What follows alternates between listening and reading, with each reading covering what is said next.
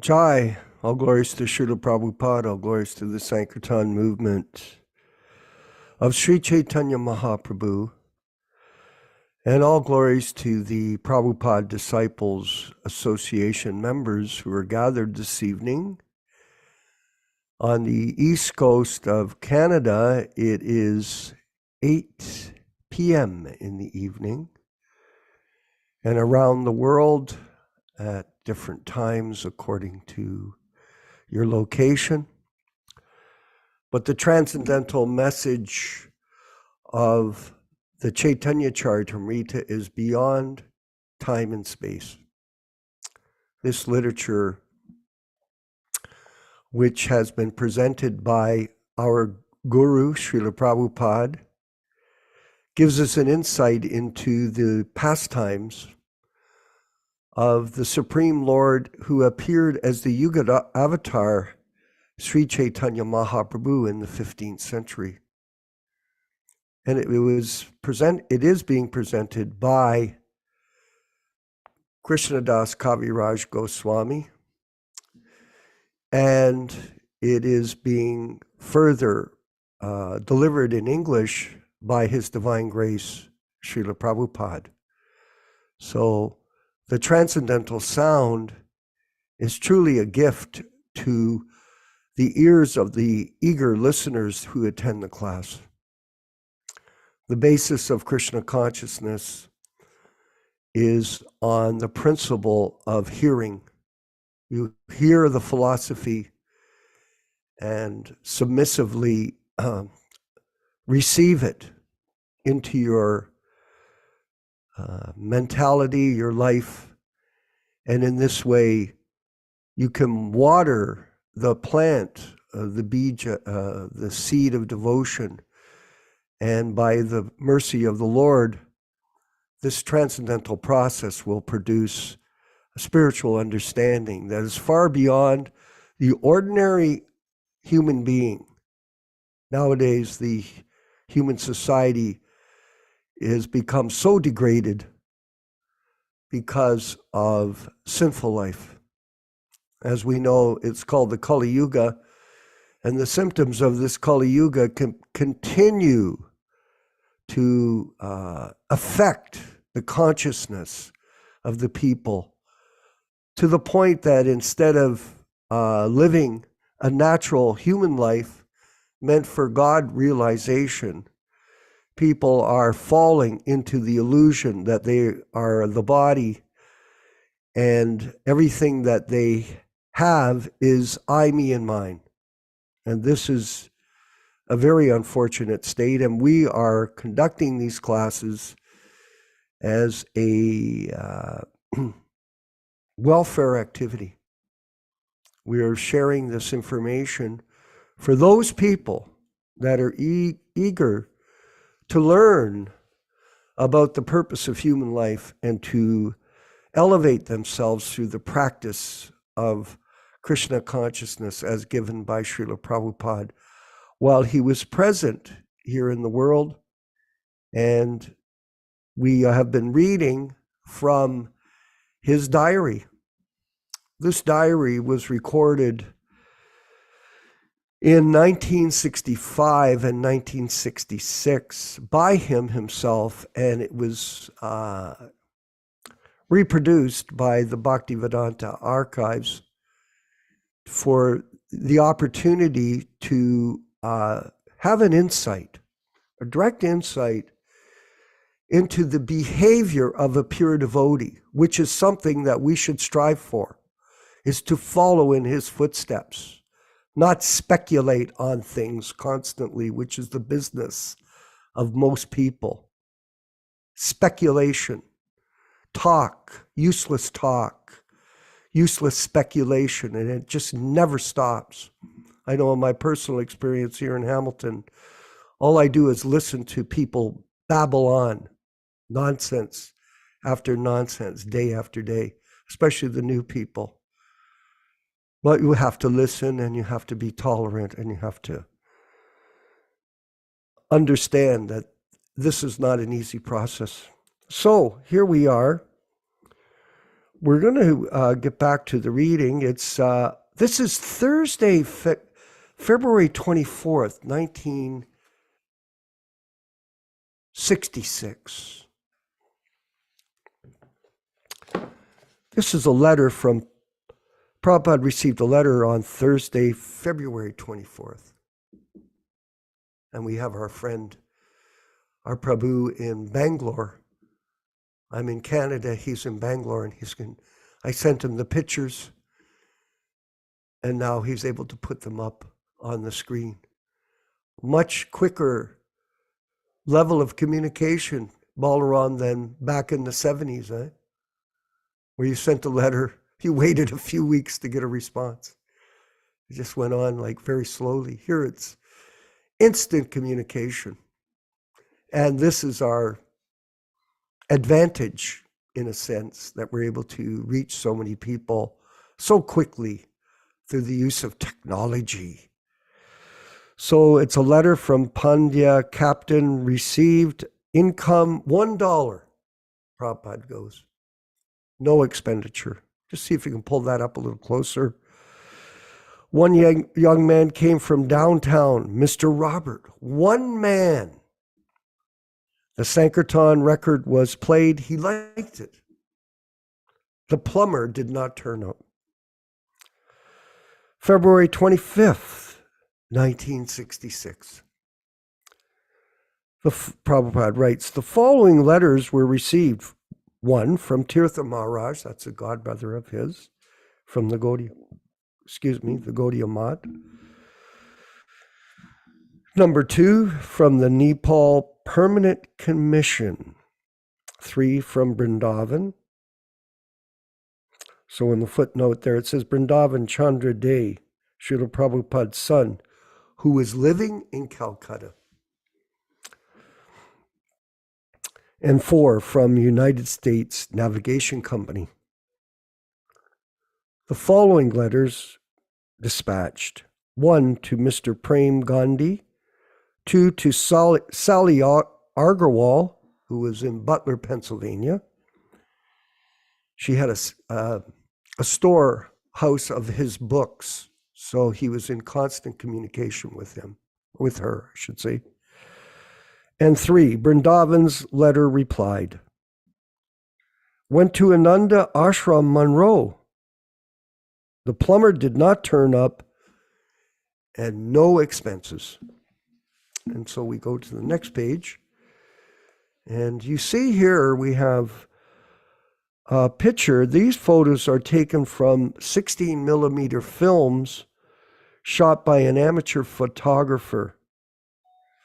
And they're these very interesting pictures of Srila Prabhupada. Looks very, very young here. And nice clean shaven head and tilak. And looks very serious. Of course, he was on his own. He had no one to help him. So all these outings, he went on his own and marched on to try to present, to present the philosophy of his spiritual master to as many people as he could. So February 26th, 1966. Okay, so here it appears that the whole day and night remained at Ananda Ashram. The Kirtan demonstration was given. Demonstration. Dr. Mishra appreciated it very much, and next morning also invited. No expense. So he asked him to stay over.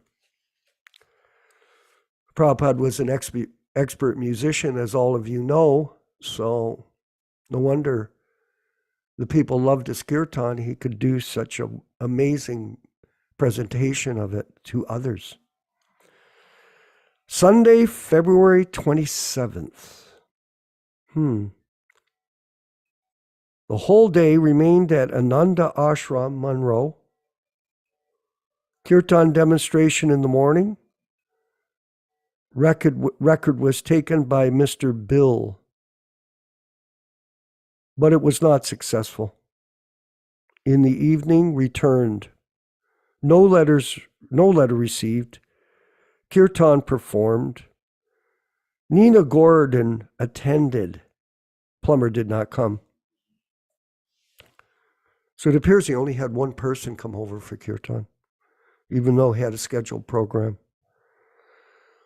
One torn suitcase brought by Nina, clothes put into it. Nice. No income, no expenditures. And Monday, February 28th, 1966, marching on.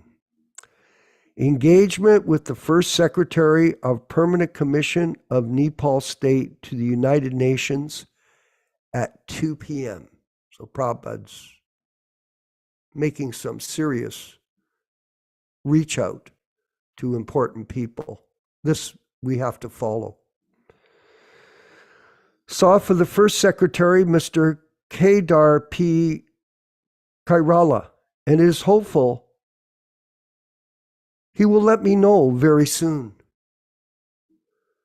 Expenditure, bus fare, 30 cents. Income, $1. One letter received from Ban Maharaj, that was his godbrother,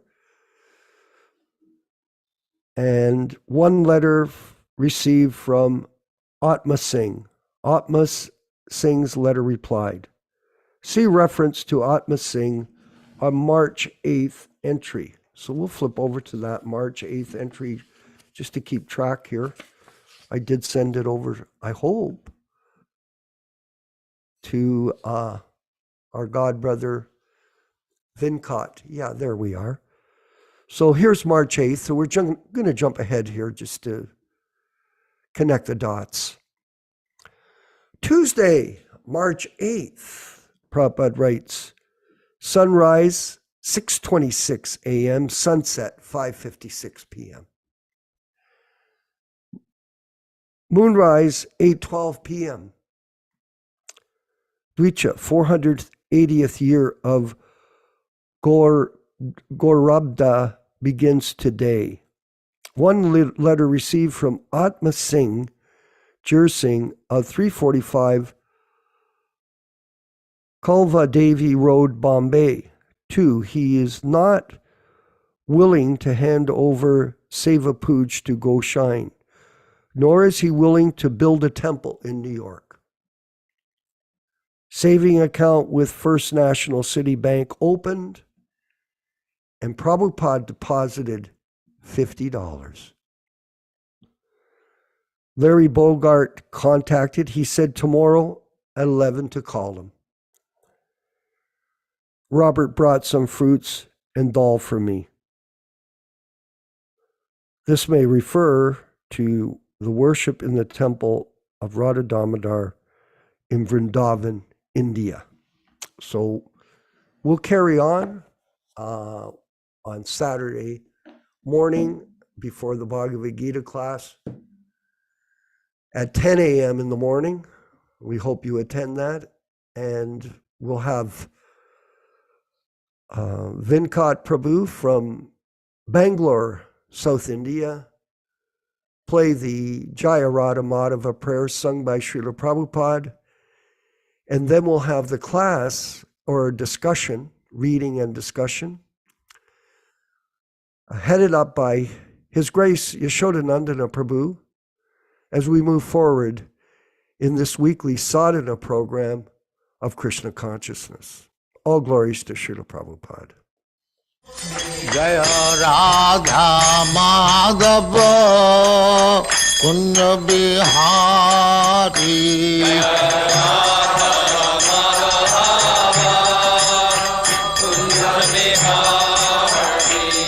Jaya Radha Madhava Kunja Bihari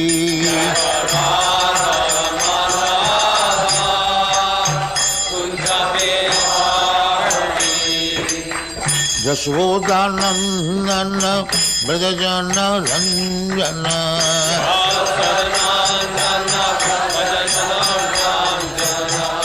Yasodā-nandana Vrita-jana-ranjana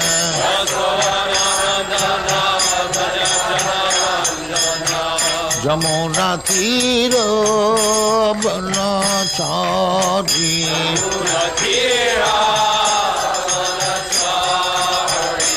Jamuna-tira banachari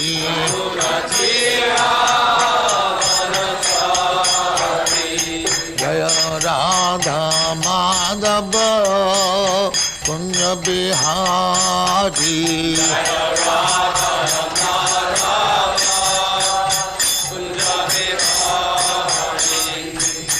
Gopi-jana-vallabha Girivaradhari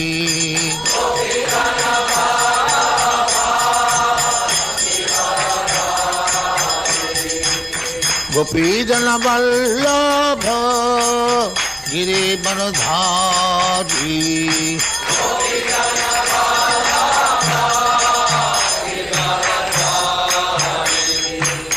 Yasodā-nandana Vrita-jana-ranjana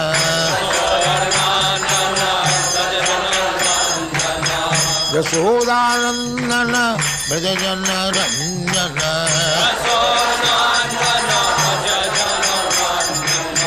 Jamuna-tira banachari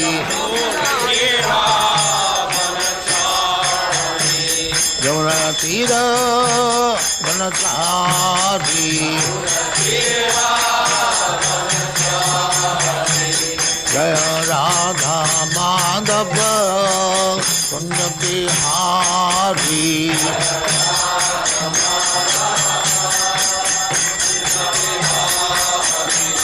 Jaya Radha-madhava Kunja-bihari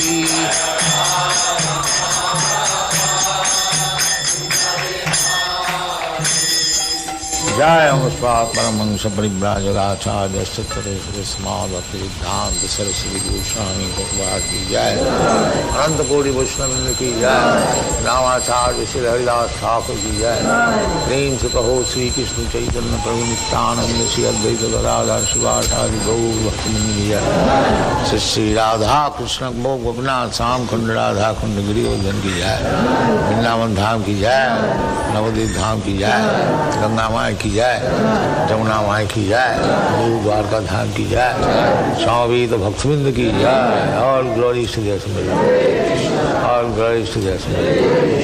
Thank you very much. All glories to you, Srila Prabhupada. Glories to you, Prabhupada. Om Namo Bhagavate Vasudevaya. Om Namo Bhagavate Vasudevaya. Om Namo Bhagavate Vasudevaya. Narayanam Namaskrityam. Narayanam Namaskrityam. Naram Cheva Narottamam. Naram Cheva Narottamam. Devim Saraswatim Vyasam. Devim Saraswatim Vyasam. Tato Jayam Udirayat. Tato Jayam Udirayat. We'll be reading a few verses from Caitanya-caritāmṛta, Adi Lila, text 118 to text 122. Jai Jai Sri Caitanya Jai Nityananda Jai Advaita Chandra Jaya Gaura Bhakta Vrinda. Glory to Sri Caitanya and Nityananda. Glory to Advaita Chandra, and glory to all the devotees of Sri Gaura, Lord Chaitanya. Text number 19. 18 Thakur Gaudiya ke karye chanoyatmasat. 18 Ira Charana Vandana Tire Morenat. These three deities of Vrindavana, Madan Mohan, Govinda and Gopinatha, have absorbed the heart and soul of the Gaudiya Vaishnavas, followers of Lord Chaitanya. I worship their lotus feet, for they are the lords of my heart. Text 20. Grantera Rambikari Mangala Acharana Guru Vaishnava Bhagavanti Nerasmarana. In the beginning of this narration, simply by remembering the spiritual master, the devotees of the Lord, and the personality of Godhead, I have invoked their benedictions. Text 21. Tinera smarane ai vigna vinashana, anayase ai nijavanchita purana.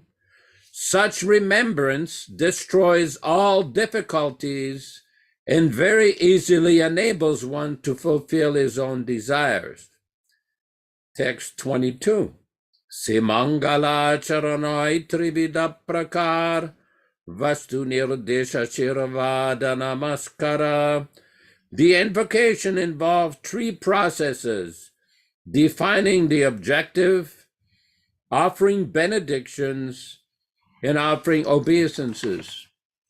So welcome everyone to this reading and discussion, sometimes called a class, on Sri Caitanya-caritāmṛta. We are reading from the original, non-edited, non-adulterated 1974 version. We are currently reading from Adi Lila, chapter 3, text 19, all translations, synonyms, and purports by His Divine Grace A.C. Bhaktivedanta Swami Prabhupāda, Founder-Ācārya of the International Society for Krishna Consciousness, also known as the Krishna Consciousness Movement. Text 19. Yuga dharma prabhater munama samkirtana charibhava bhakti dhyanachamu bhuvana. Yuga dharma, the religion of the age. Pravartemu, I shall inaugurate. Nama samkirtana, chanting of the holy name. Chari, 4. Bhava, of the moods. Bhakti, devotion. Diya, giving. Nachamu, I shall cause to dance. Bhuvana, the world. Translation by Srila Prabhupada. I shall personally inaugurate the religion of the age, Nam Samkirtana, the congregational chanting of the holy name. I shall make the world dance in ecstasy, realizing the four mellows of loving devotional service. Text 20. Apami karimu bhava bhakta bhava angikare achani achari bhakti shikaimu sabari.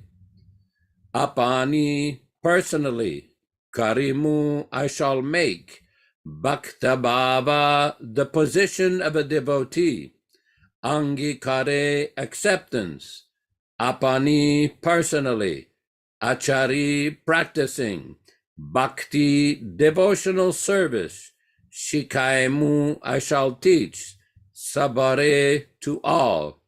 Translation. I shall accept the role of a devotee, and I shall teach devotional service by practicing it myself. Purport.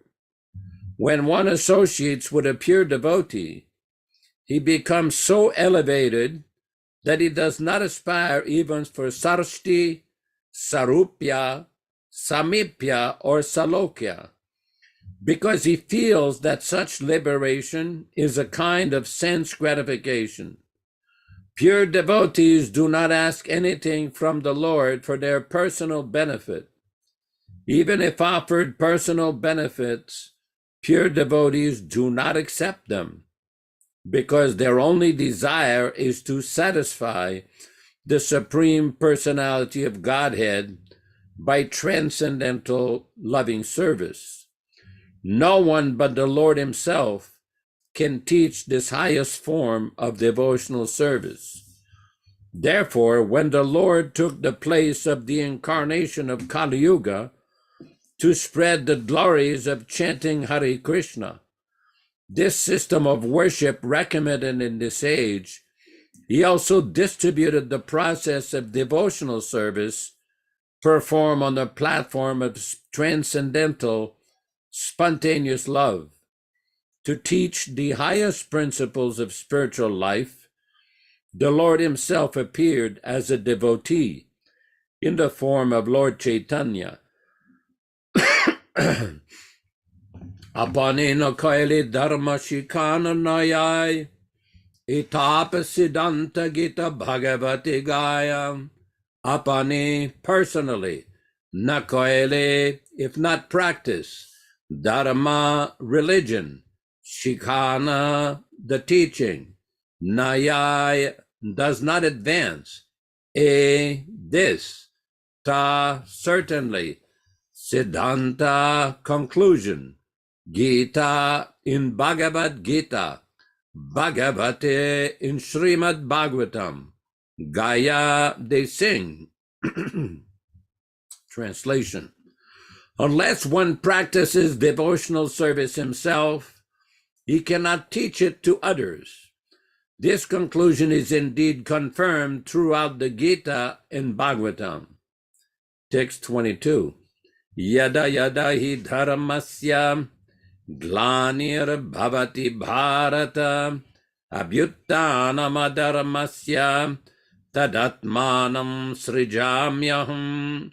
Yada yada, whenever, he, certainly, dharmasya, of religious principles, glanihi, decrease, bhavati, there is, bharata, O descendant of Bharata, abhyuttanam, increase, adharamasya, of irreligion, tada, then, atmanam, myself, srijami, manifest, aham, I. Translation. Whenever and wherever there is a decline in religious practice, O descendant of Bharata, and a predominant rise of a religion, at that time I descend myself. Text 23. Paritranaya sadhunam vinashaya chadushkritam dharma samstapanartaya sambhavami yuge yuge paritranaya, for the deliverance, sadhunam, of the devotees, vinashaya, for the destruction, cha, and dushkritam, of the miscreants, dharma, religious principles, samstapana-ārtaya, for the purpose of establishing, sambhavami, I appear, yuge yuge, in every age. Translation. To deliver the pious and to annihilate the miscreants, as well as to reestablish the principles of religion, I myself appear millennium after millennium. Purport. Text 22 and 23 were spoken by Lord Krishna in Bhagavad Gita, chapter 4, text 7 and 8. Text 24 and 25, which follow, are also from Bhagavad Gita, chapter 3, text 24-21. Text 24. Utsidiyuri me loka nakuryam karmata chedaham sankarasya chakartasyam upahannanyam imaha prajaha. Udsidiyuhu, would fall into ruin, ime, these, lokaha, worlds, nakuryam, did not perform, karma, action, chet, if, aham, I, shankarasya, of unwanted population, cha, and, karta, a creator, syam, would become, upahanyam, would spoil, imaha, these, prajaha, living entities. Translation: if I did not show the proper principles of religion, all these worlds would fall into ruin. I would be a cause of unwanted population and would spoil all these living beings. Text 25. Yad yadacharati shrishtas tad tadivetaru janaham sayat pramanam kurute lokastadanuvartati. Yat, however, acharati, behave, shrishtaha, the best man, tat, that, eva, certainly, itaraha, the lesser, janaha, man, sa, he, yat, which, pramanam, standard, kurute, shows, lokaha, the people, tat, that, anuvartate, follow. Translation: whatever actions a great man performs, common people follow, and whatever standards he sets by exemplary act, all the world pursues. Om ajnana-timirandasya jnananjana-shalakaya chakshurunmilitam yena tasmai Shri Gurave Namaha. Namo Vishnu Padaya Krishna Prestaya Bhutale Srimate Bhaktivedanta Swami Namine Namaste Saraswati Deve Gauravani Pracharine Nirvishesha Shunyavadi Paschatya Deshatarine Bhakti Siddhanta Shishyaya Bhaktivedanta Namine Prasannaya Prashantaya Tasmai Shri Gurave Namaha. Bhagavad Vandanam Kadyam Guru Vandana Purvakam Kshiram Sharkara Yuktam Kadatihi Visheshataha Namo Mahabadanyaya Krishna Prema Pradayati Krishnaya Krishna Chaitanya Namne Gauratvishe Namaha Sri Krishna Chaitanya Prabhu Nityananda Shri Advaita Gadadhara Shri Vasadi Gaura Bhakta Vrindam Shri Rup Shri Sanatana Bhatta Raghunatha Sri Jiva Gopala Bhatta Dasa Raghunatha. Hare Krishna Krishna Krishna Hare Hare Hare Rama Rama Rama Hare Hare. First, I want to thank everybody for participating in this reading of the most auspicious Sri Caitanya-caritāmṛta presented by Srila Prabhupada.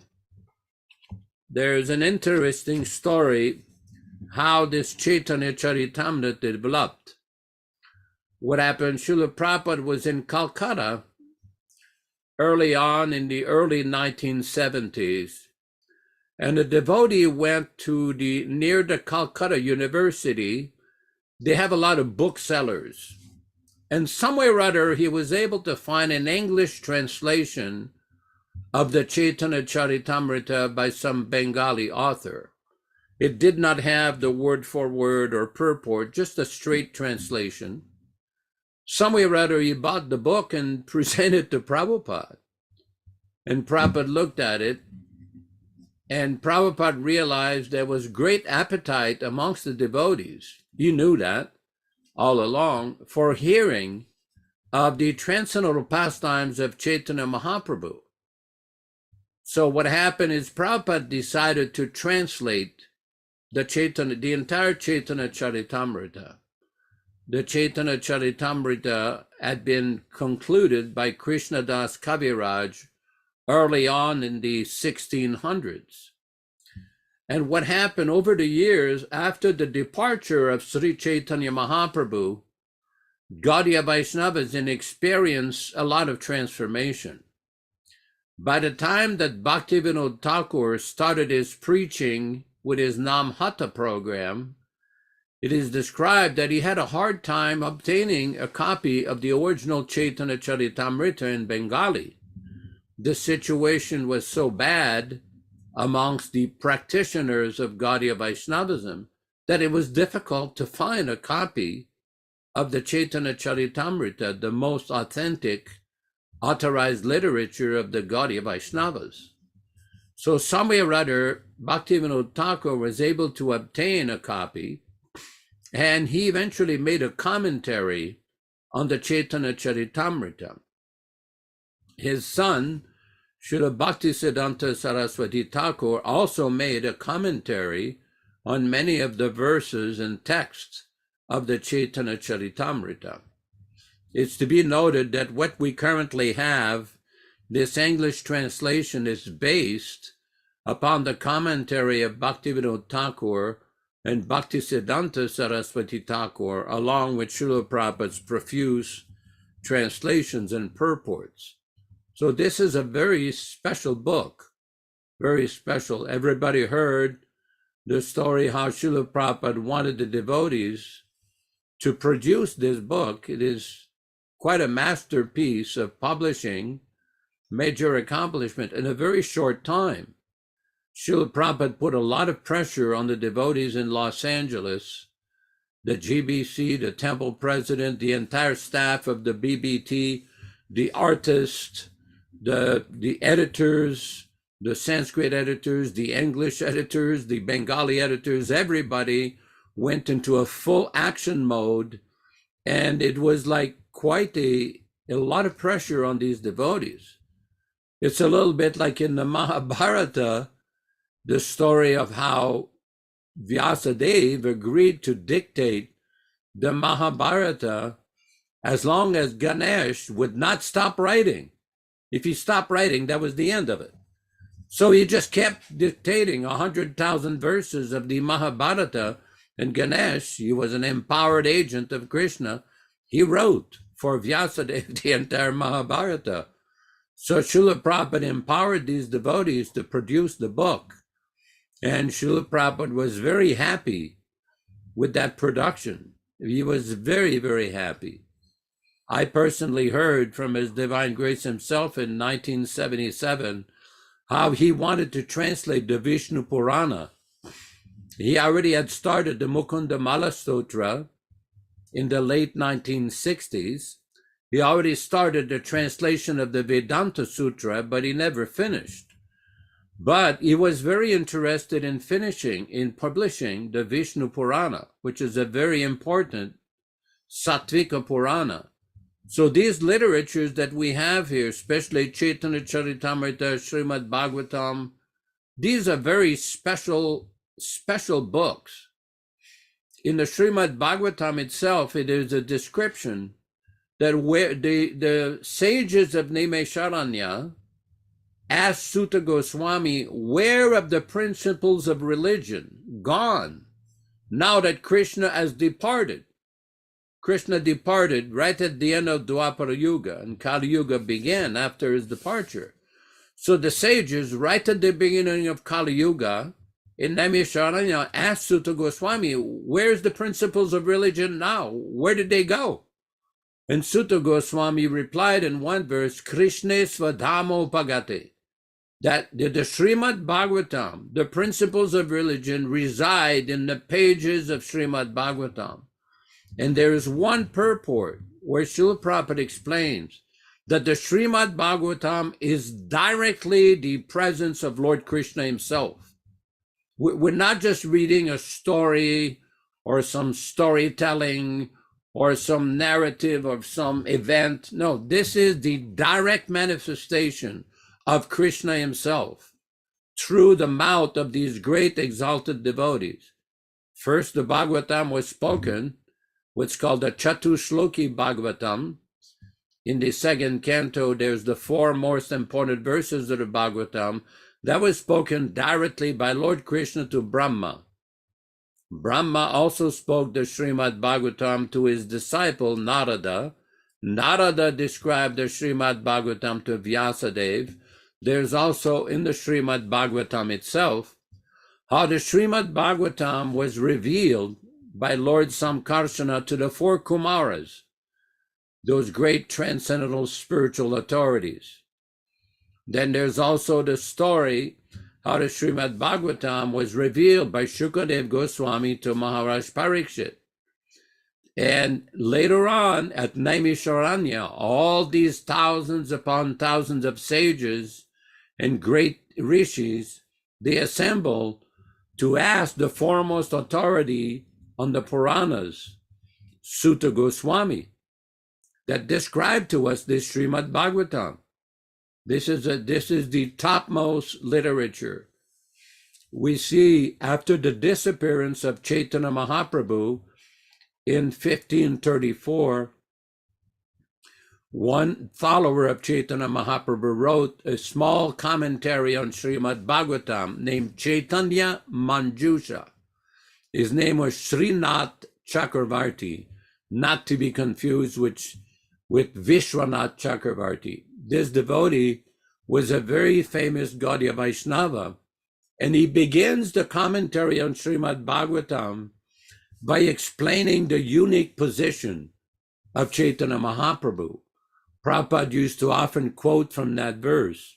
As a matter of fact, in the introduction to the Caitanya-caritāmṛta, he explains in English that verse, Aradhyo Bhagavan Brajesha Tanayastadama Vrindavana, that the abode of Vrindavan is none different than the son of Nanda Maharaj, than Krishna.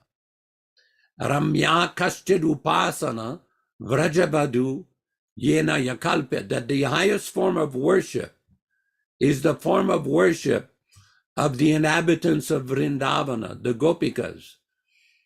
Srimad Bhagavatam Pramanam Amalam, the topmost scriptural evidence is the Srimad Bhagavatam. Prema Pumarta Maham, the highest goal of life is development of love of Godhead. Sri Chaitanya Mahaprabhur Matamidam, that in my opinion, the opinion of Srinath Chakravarti, the highest personality is Sri Chaitanya Mahaprabhu. There's no higher personality than him. Sri Chaitanya Mahaprabhu Matamidam Naparaha. There's no higher personality than him. But then we see in the pages of Sri Caitanya-caritāmṛta, just like the Srimad Bhagavatam is the direct manifestation of Lord Krishna himself. The pages of Sri Caitanya-caritāmṛta is the direct manifestation of Sri Chaitanya Mahaprabhu and his teaching. This is like sublime nectar, amrita, very special, not only for the pastimes of Chaitanya Mahaprabhu, but the philosophy of Chaitanya Vaishnavism or Gaudiya Vaishnavism is also explained there. Now, it's quite significant today, as we started this on text number 19, that we have Chaitanya Mahaprabhu himself stating, I shall personally inaugurate the religion of the age, Nama Samkirtana, the congregational chanting of the holy name. I shall make the world dance in ecstasy, realizing the four mellows of loving devotional service. Now, this is quite significant because we see in the Caitanya-caritāmṛta, in the Adi Lila, chapter 3, text 40, Caitanya-caritāmṛta, Adi Lila, chapter 3, text 40, where it is described by Kaviraj Goswami, Kali Yuge Yuga Dharma Namer Prachar, Tate Lagi Pita Varna Chaitanya Avatar. The religious practice for the age of Kali is to broadcast the glories of the holy name. Only for this purpose has the Lord in a yellow color descended as Lord Chaitanya. Purport by His Divine Grace Srila Prabhupada. In this age of Kali, the practical system of religion for everyone is the chanting of the name of Godhead. This was introduced in this age by Lord Chaitanya. Bhakti Yoga actually begins with the chanting of the holy name, as confirmed by Madhvacharya in his commentary on the Mundaka Upanishad. He quotes this verse from the Narayana Samhita. Dvapariyera janera Vishnu pancharatrestu kevalai kalotu nama matrena pujyate Bhagavan Hari. In the Dwapara Yuga, people should worship Lord Vishnu only by the regulative principles of the Narada Pancharatra and other such authorized books. In the age of Kali, however, people should simply chant the holy names of the Supreme Personality of Godhead. The Hare Krishna mantra is specifically mentioned in many Upanishads, such as the Kali Santarana Upanishad, where it is said, Hare Krishna, Krishna Krishna, Hare Hare, Hare Rama, Rama Rama, Hare Hare, Iti Shodashakam Nam, Kali Kalmashanashanam, Nata Parataropaya, Saravavidi Shudrishyati.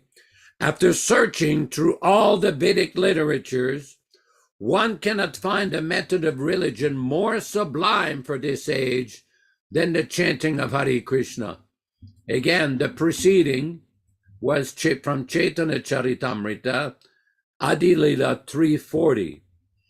It's also interesting how in chapter 4 of the Adi Lila, in text 220, Adi Lila chapter 4, text 220, Kaviraj Goswami described Sri Radhara Bhavalan Chaitanya-avatar, Yuga Dharma Nama Prema Kaila Parachar.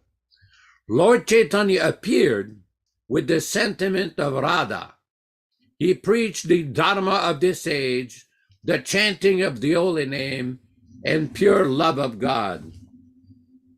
Now the question may be raised, why is it that we're repeating and citing so many verses in other places of Caitanya-caritāmṛta? The point is that Kaviraj Goswami and all of our acharyas were very consistent in explaining, in scientifically and systematically explaining the teachings of Chaitanya Mahaprabhu. We've often discussed in the past how Chaitanya Mahaprabhu only wrote 8 verses. He only wrote 8 verses, the Shikshastakam. In Bengal, there is a place where they claim that they have an original Bhagavad Gita that was written by Chaitanya Mahaprabhu's hand himself. But as far as his own composition, the Shikshastakam is the only documented writing that Chaitanya Mahaprabhu explained. Because sometimes various scholars and Sanskrit experts criticize the Gaudiya Sampradaya that your founder never wrote a commentary on Vedanta Sutra or Srimad Bhagavatam.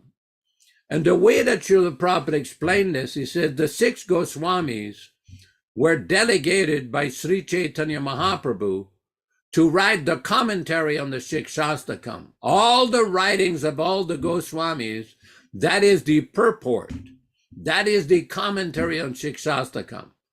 Now, anybody who is even remotely familiar with the history of the literature of the 6 Goswamis knows that Jiva Goswami alone wrote almost 4 lakh of verses, 400,000 verses in his writing altogether.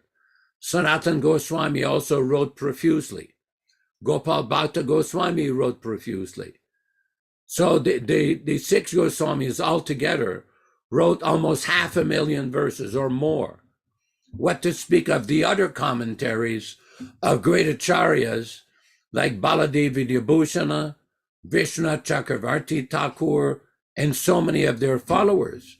Then in the recent history, we have Bhaktivedanta Thakur, Bhaktisiddhanta Saraswati Thakur, and our own Srila Prabhupada, who also wrote in in English, in Hindi, in Bengali, the meaning of Chaitanya philosophy. Srila Prabhupada used to credit Bhaktivedanta Thakur, the pioneer of the preaching of Krishna consciousness in the West. In the same year that Srila Prabhupada was born, in 1896, Bhaktivedanta Thakur, Sachidananda Bhaktivedanta Thakur, sent to McGill University in Montreal, Canada, a copy of a book written in Sanskrit that he wrote, a book describing the activities of Lord Chaitanya's life. There was an English explanation in there. So Prabhupada credited him with being the first acharya in our sampradaya who started the preaching of Krishna consciousness in the Western world. But again, it's quite significant to note that in our sampradaya, Baladevi Vidyabhushana, when he was challenged by the Ramanandis in Galta near Jaipur, he wrote the Govinda Bhashya. So the question may be asked, well, why is it called Govinda Bhashya, the purport of Govinda? Because in his deliberations with the Ramanandis, which is a sect in North India of the Ramanuja Sampradaya, where they challenged him and said, well, you Gaudiya people do not have your own commentary on Vedanta Sutra. If you claim that you're followers of Madhvacharya, do you accept his Vedanta Sutra commentary, or do you have your own? And he told them that he was going to write his commentary on Vedanta Sutra. So he went before the deity of Radha Govinda in Jaipur, which was in the king's palace there. It's still there. And he basically prayed to Lord Govinda to reveal to him the Bhashya, or commentary on Vedanta Sutra. Now, what happened is this Bhashya is named Govinda Bhashya because it was dictated by Radha Govinda to Baladevi Vidyabhushana, who wrote everything down. And he did this in about 2 or 3 weeks, which is practically impossible to write a Vedanta Sutra commentary in 2 or 3 weeks. It takes a lot longer. There are so many references in grammar, logic, study of Upanishads, previous commentaries of acharyas. It is a monumental task. That's why previous acharyas like Ramanuja, Madhva, even Shankaracharya, they would take months, if not years, to compile a Vedanta Sutra Bhashya, or commentary on Vedanta Sutra. Baladevi Vidyabhushana did it in 2 weeks. So when he presented this Vedanta Sutra Bhashya to the Ramanandis with his debate with them, they could not understand. They were totally amazed how somebody could do this in 2 weeks. They were just amazed. And ultimately, after debating with them, because their objection was, why are the Gaudiya Vaishnavas in Jaipur first worshiping Krishna before Narayana? Because according to them, Narayana is supreme. And Krishna is an avatar of Lord Narayana. But Baladevi Vidyabhushana disputed that and established in his Vedanta Sutra commentary very systematically and scientifically, based on the teachings of Jiva Goswami, Sanatan Goswami, Gopal Bhatta Goswami, all the Goswamis, the position of Lord Krishna. It is a masterpiece of commentary, very, very special. That's why we know our Bhagavad Gita commentary by our dear Srila Prabhupada. In the beginning, he dedicates his Bhagavad Gita commentary to Baladevi Vidyabhushana, who also wrote a commentary on Bhagavad Gita. Now, people sometimes will ask, well, how did Prabhupada make his own commentary on Bhagavad Gita? Well, what Srila Prabhupada did is take the commentary of Baladevi Vidyabhushana. Bhaktivedanta Thakur also wrote a commentary on Bhagavad Gita. The notes and commentary of Bhaktisiddhanta Saraswati Thakur, and many of the other commentaries that are available in Sanskrit. And he wrote this current Bhagavad Gita as it is. So we know that Srila Prabhupada was specially empowered by Chaitanya Mahaprabhu to present Gaudiya Vaishnava philosophy. It is not very complicated what he did. He presented the essence of all of our previous acharyas, specifically our Gaudiya Vaishnava acharyas, and he diligently followed the order of his spiritual master. Now, it's funny because this week, every week I get some devotees. They send me some videos, either on YouTube or WhatsApp or something. And somebody sent me a video of a kirtan. And I tried to listen to the kirtan. I'm a little hard of hearing. I have some loss of hearing in my left side.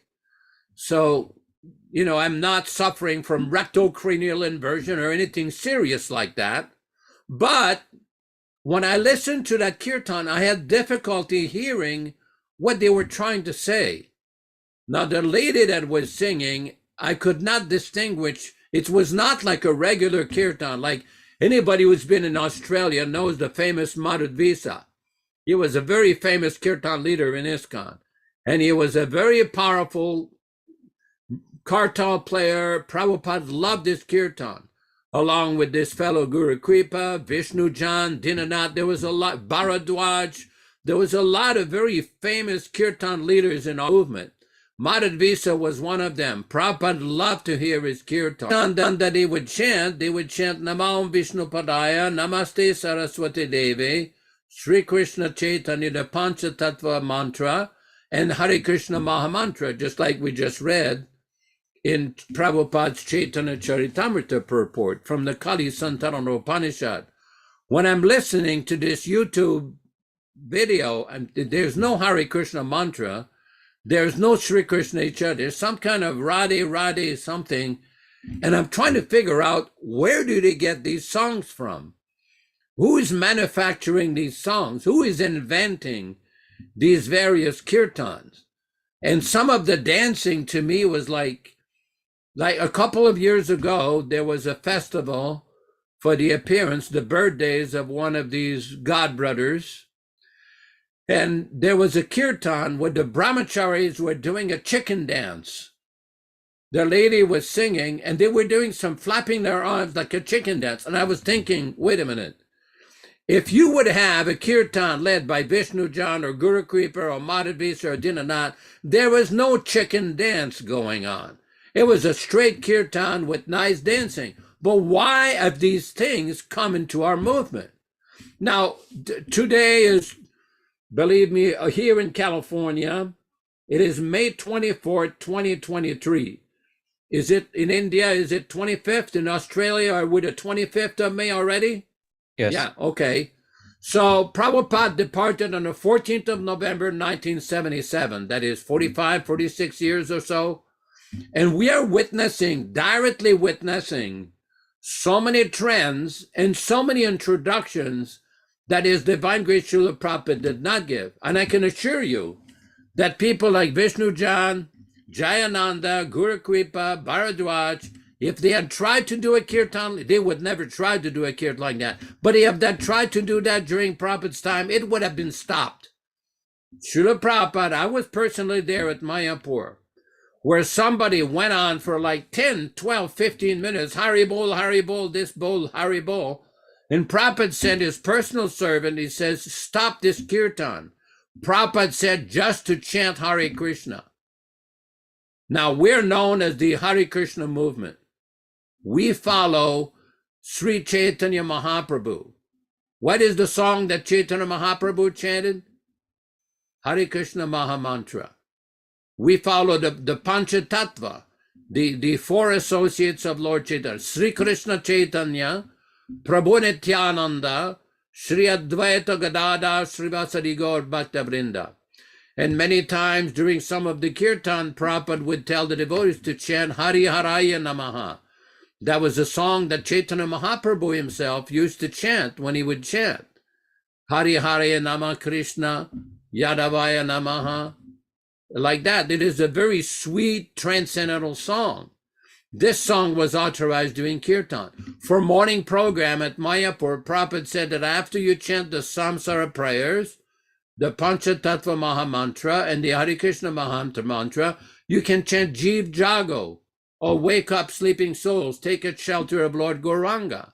This was authorized. After the Mangal Artik, Prabhupada told devotees that the song by Bhaktivedanta Thakur, Udila Aruna, Purava Bhagya, they could chant that. These were authorized transcendental songs that Srila Prabhupada himself authorized.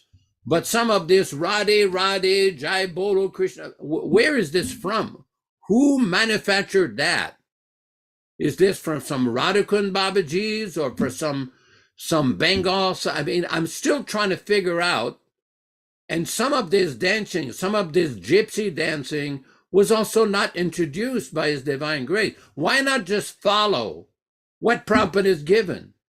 There is great transcendental potency, very great powerful potency in following the instruction and the Kirtan methods of the Acharya. Same thing for his books. If we don't do that, then in another 50 years, this will be lost. They'll have so many new mantras, nobody's going to know what is what. Hare Krishna, Hare Krishna. Thank you very much for that ecstatic and very authorized explanation of our philosophy of Krishna consciousness as taught by our Guru, His Divine Grace Srila Prabhupada. And this is the kind of discussion that we all relish, because along with the spiritual master, he created a small army of disciples. And his instruction to his disciples was very simple. Just repeat what I have told you. And in this way, you'll be able to affect other people. So following in the footsteps of the spiritual master is our principle for making advancement in Krishna consciousness. And Yaśodā-nandana Prabhu, you did point out how valuable this literature is to the world. And I wanted to comment that Prabhupada methodically introduced the Vedic literature to his disciples. It wasn't by chance or accident. It was by design. For example, he created the Bhagavad Gita as it is for us, and Prabhupada compared it to the study in school. He said that the Bhagavad Gita is like going to high school. You're learning there the initial principles of spiritual life. And other books were written by him, Sri Upanishad as well, Easy Journey to Other Planets, and these other literatures that he methodically designed, including his Back to Godhead magazine. So overall, he had a strategy, everyone, for spreading the Krishna consciousness movement globally. It's very important to understand how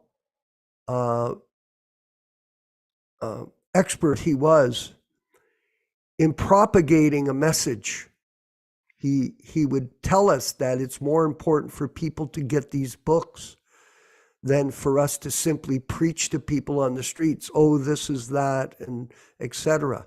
But try to get them to read these books that he had presented, because within them, there's a treasure house of knowledge, of liberation, how to get out of the material world. So the Srimad Bhagavatam, which we're reading on Sunday mornings from the original 62 version now, are so fabulous because Prabhupada had written them prior to the beginning of the mission of the ISKCON society that he formed. But the eloquence, the realization, if you can put yourself in that position where he was, if you can visualize it, how deep his realization was the whole time. This philosophy is based on realization, not on academic study. A lot of people get caught up in that. Look at how many verses I know. Look at what a great speaker I am. But the real basis of this, everyone, is your service and your realization of your relationship with the mission of Srila Prabhupada. It's a mission. I always say this, Yashoda Prabhu. It's I had a PhD fellow living with me from USA, from UCLA, a doctorate of philosophy. We'd have ongoing debates. I'd say I'm superior to these philosophers of the past. And he'd go, what do you mean? You're not superior to Plato. You're not superior to any of these philosophers. And I go, yes, I am. And he'd go, what do you mean? Because I'm still alive and they're not here. It's people that are living. Yes, it's valuable because they can still perform the activities, in our case, that our spiritual master has given us to propagate Krishna consciousness and teach people the proper way to follow the Sankirtan process as introduced here in this literature today by Sri Chaitanya Mahaprabhu. This is a dynamic movement, not static. And we are part of the dynamic engine that Prabhupada created for us. So Srimad Bhagavatam is valuable. And then even more valuable is the postgraduate study of these literatures, which is the Caitanya-caritāmṛta. And it was very interesting to note, Prabhu, that you mentioned about these other projects that Prabhupada wanted to work on as well, the Vishnu Purana, etc. These things, none of us, I don't think many people know this. The enthusiasm that Prabhupada had for writing these books in a hope to preserve them for future generations, just like we're doing these classes. That's one of the reasons we're doing these classes, is to help people in the future understand the pure message of Srila Prabhupada and how we want to preserve that message without any adulteration to his glorious books. So very important points here that I think are practical for everyone in this group, that we are the living proof of the potency of Srila Prabhupada and the mission of his divine grace to propagate the Krishna consciousness movement without adulteration. Very important, without adulteration. And that is going on, unfortunately, after his demise. So confusing, actually, like you were mentioning about those kirtans. It's very unfortunate, it's chaotic. So just before I pass the class or discussion back to you, I wanted to mention about the kirtan. I still remember going on Sankirtan in 1970. Actually, it was 71. It was my first Sankirtan party, Bhakta Bobby, and I went with a fellow Mahavir, Dave Roberts, who joined the movement with me, and he opened up South America from Hamilton. He left here, we went to Toronto, and then Mahavir left, he went to Florida, and he made his way down into South America. He learned how to speak Spanish, and he went to Brazil, and he was the first devotee to take Krishna consciousness to Brazil. And that's, of course, a great achievement for him, that he had that mercy. But anyway, we went on a traveling Sankirtan party with a fellow named Gunagrahi. He eventually became a sannyasi.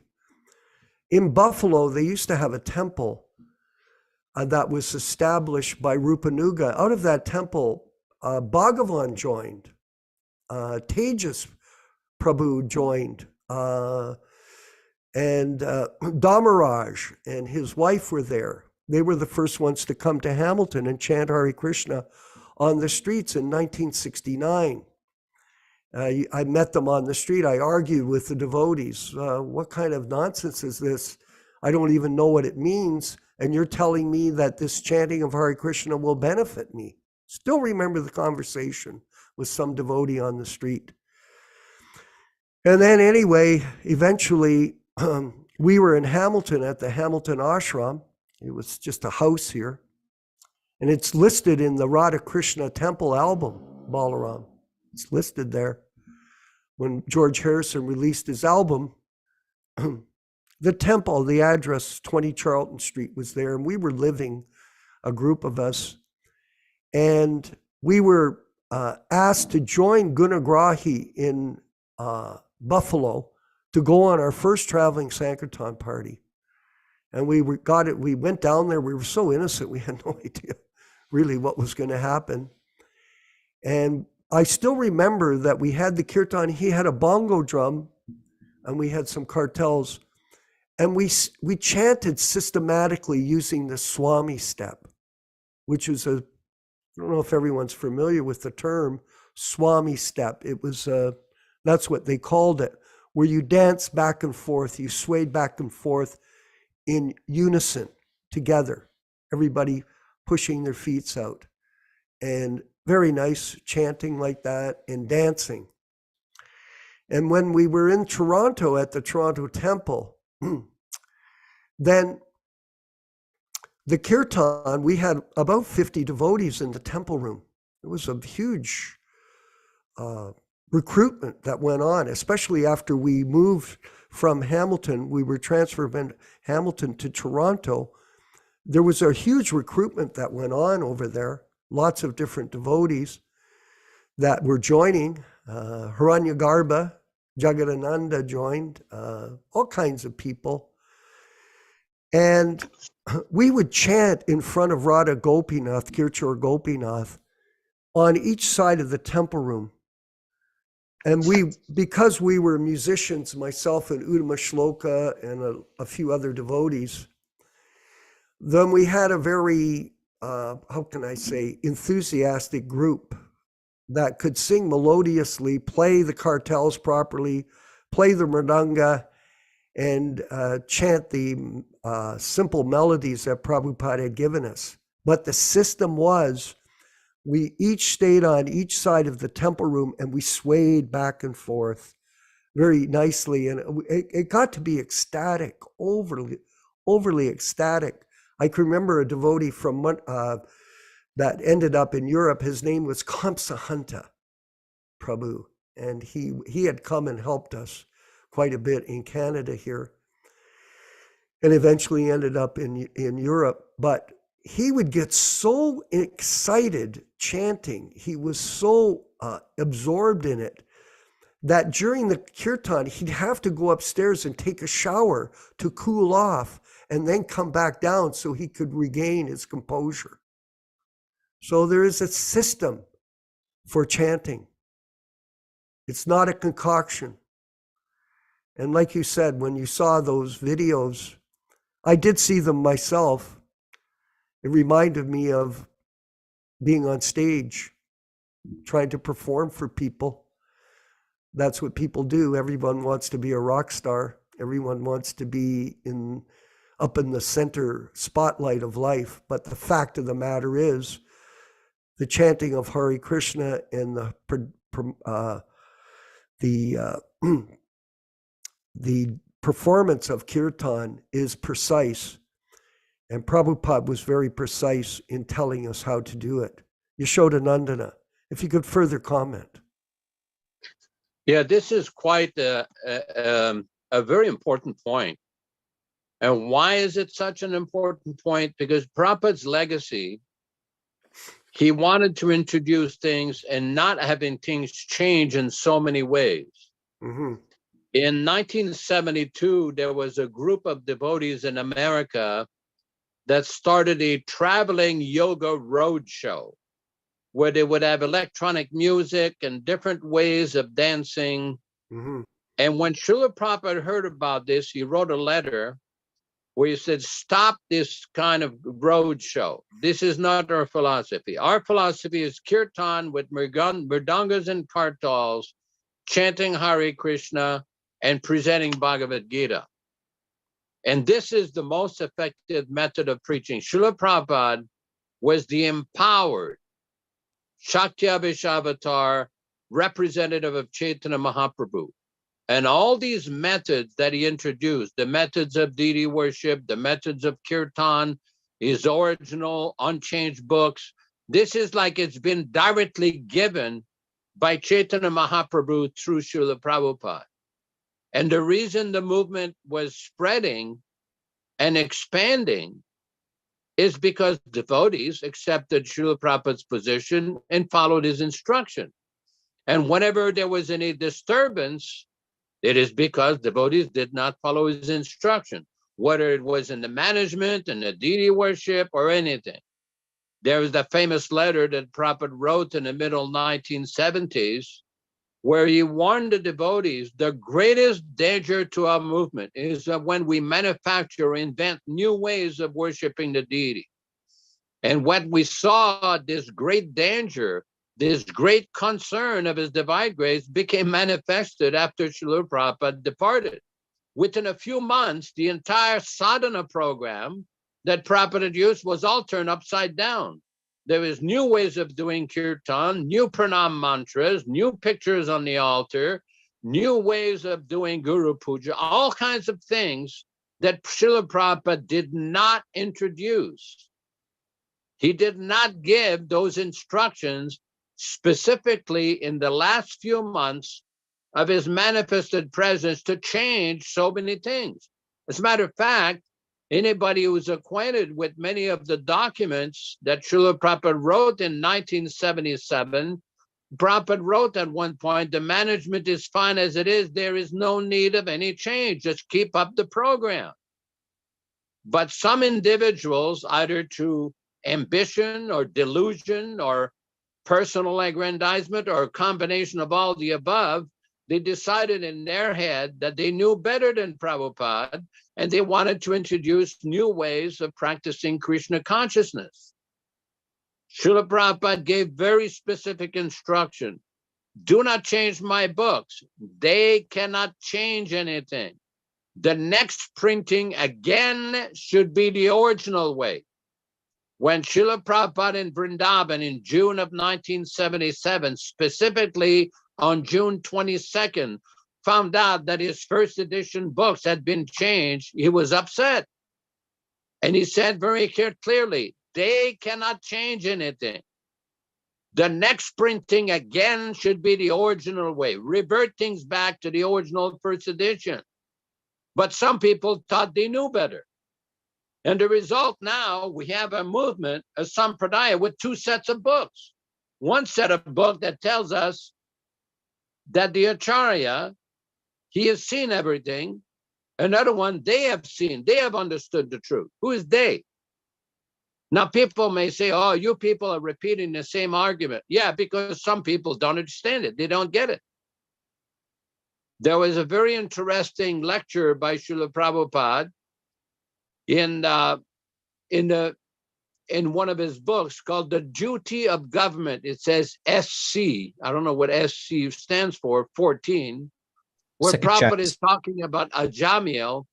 And Prabhupada is saying the king, or in modern times, the government, should act as the guardian of the citizens by teaching them the proper goal of life. The human form of life is especially meant for attaining self-realization, realization of one's relationship with the Supreme Personality of Godhead.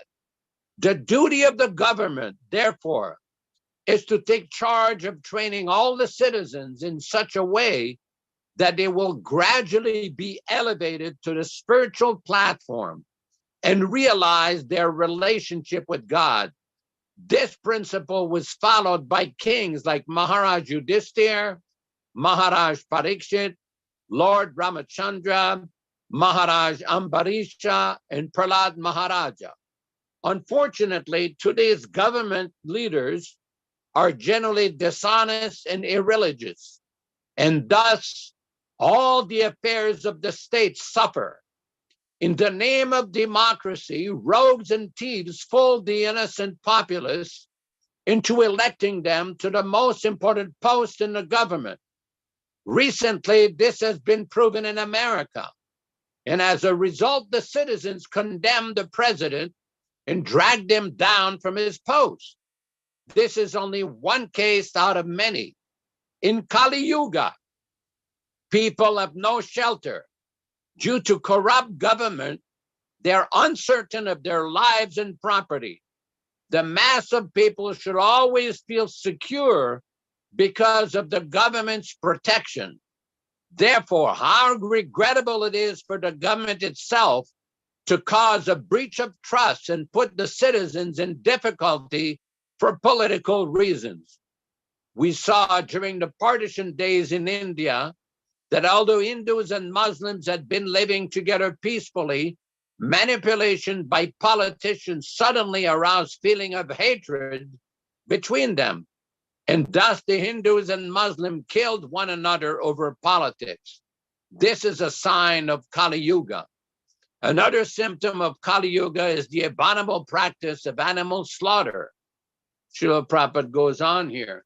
The point that I'm trying to say here is that the age of Kali Yuga is very, very disturbed situation.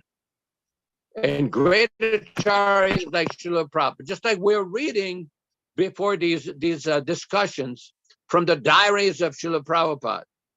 I mean, this is quite significant. How much austerity, how much diligence, how much care he had in documenting everything that he was doing. Everything was documented. He was receiving $1 donations, spending 50 cents on spices and vegetables. He sent a letter to this person, that person. He went to the ashram of Dr. Mishra. So much care that he took. Even as the movement grew more and more, there was so much care that he gave to the devotees. So much attention he gave to the devotees. This is quite significant. We have seen, of course, even people who have not personally seen Srila Prabhupada, there is no harm. Because Srila Prabhupada, just like the Caitanya-caritāmṛta describes the life of Sri Chaitanya Mahaprabhu. We can associate with Sri Chaitanya Mahaprabhu by hearing from a pure devotee of Chaitanya Mahaprabhu. We can associate with Lord Krishna by hearing the Srimad Bhagavatam as it was given by Shukadev Goswami to Maharaj Parikshit, as it was given by Sutta Goswami to the great Chaitanya of Naimisharanya. And Srila Prabhupada, when we study his teachings, we see how much care he gave to build his society and request his leader, do not change it. I was personally in Prabhupada's room in 1977 when Prabhupada told two of his leaders that were right next to him, 10 inches from his face, he says, please do not turn my institution like the Catholic Church or the Gaudiya Math. What did they do? What did they do? Let me ask a question to so many devotees on this call. There's a lot of experienced devotees here. Why did Prabhupada write these books and requested that they not be changed? Why? Anybody has any idea? Balaram from Australia, maybe he could share a comment. Your microphone, please. Hare Krishna, Prabhu's, or glories to Srila Prabhupada. Thank you. I was going to comment on some other sections, but go ahead, comment on that too, please, by all means. Well, just the wonderful discourse by both of you, Prabhus. Thank you very much. Srila Prabhupada, he had his personal likes as well, even with the Kirtan. Dwapayana Prabhu, myself, and a few of the senior devotees in Australia here, we had the wonderful experience in those years from about 72 through to 1976 with Madhavisa, then Swami, wonderful Kirtan leader. He was, whenever you went out with Madhavisa Swami, there was on Harinam, there was no fear. he was a warrior on Sankirtan.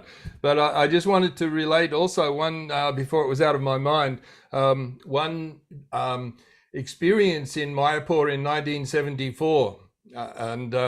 Achyutananda Swami, he was coming up to lead Guru Puja one morning in 1974 at the Mayapur festival. And he had his madanga, he was coming up to the microphone.